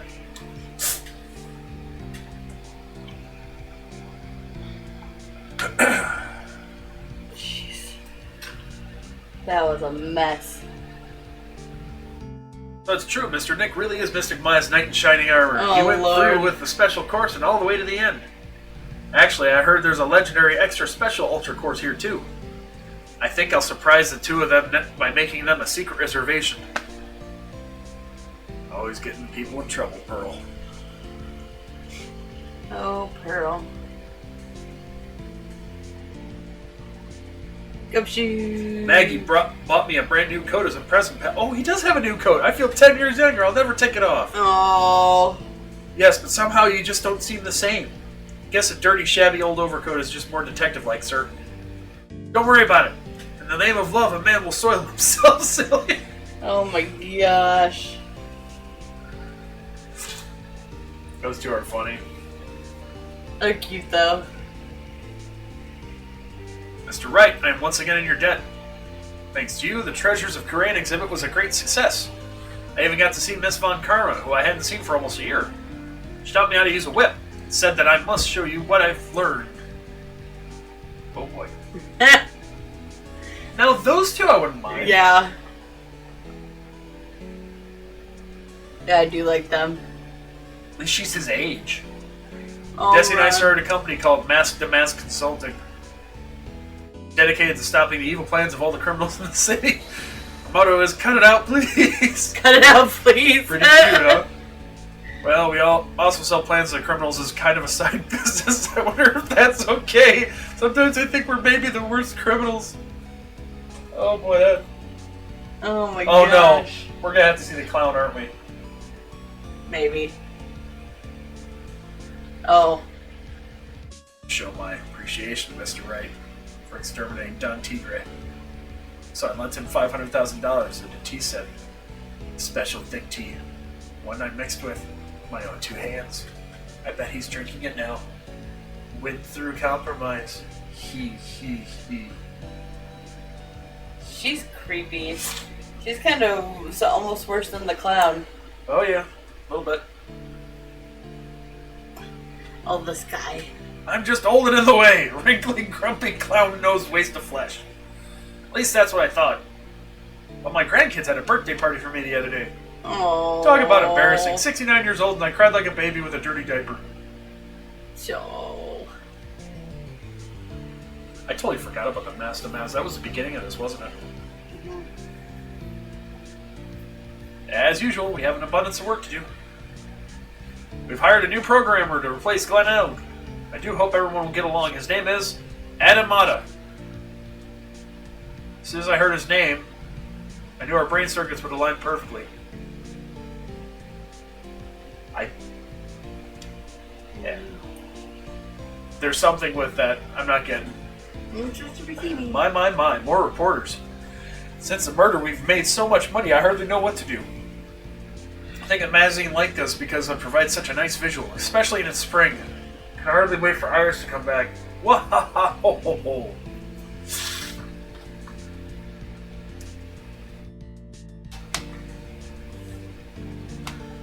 Oh, that makes sense. Oh yeah, like Glenn Elg. Glenn Elg was a palindrome. Turned into such a respectable man, Feeny. It was so sweet of you and everyone else to come and visit me here the other day.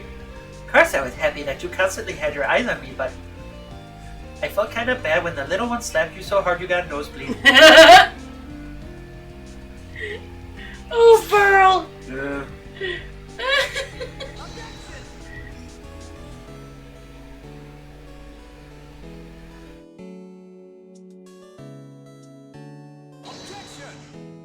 Edgy.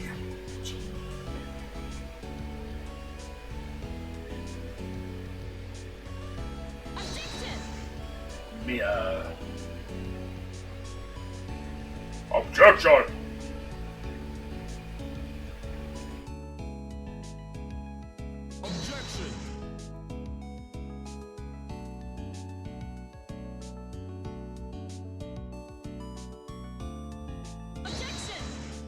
Franziska.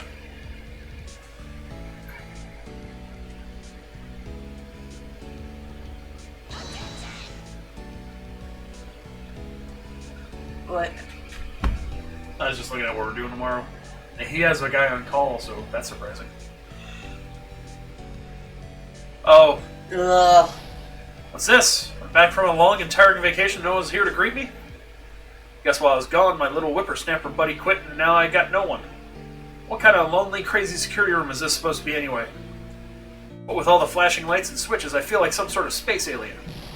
And now what I'm going to do with all these macadamia nuts I brought back for everyone? But bring them over to Edgy Poo, I know what exactly. I can't really accept these. I'm afraid there's something fragile. Or, oh, when I ever find a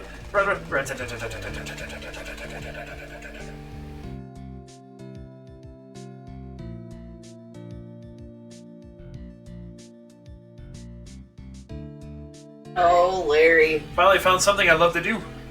Franzie's whippity whip trip is going to turn the art world on its head. Should have realized it sooner. Self-centered, lazy, antisocial. I'm an artist. A really good portrait artist. I'm not a loser after all.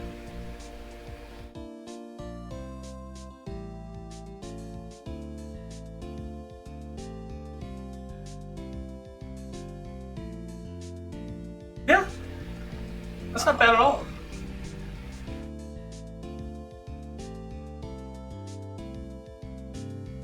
Aw.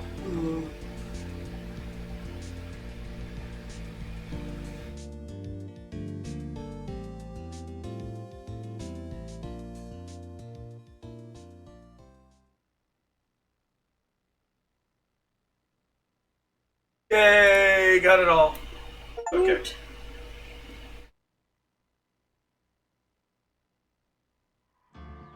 Alright, we are done with this. Yay! Calling it a night. Yeah, I gotta go to bed. Yeah, I gotta go to bed too. I gotta get up in the morning. Gotta go working. Alrighty.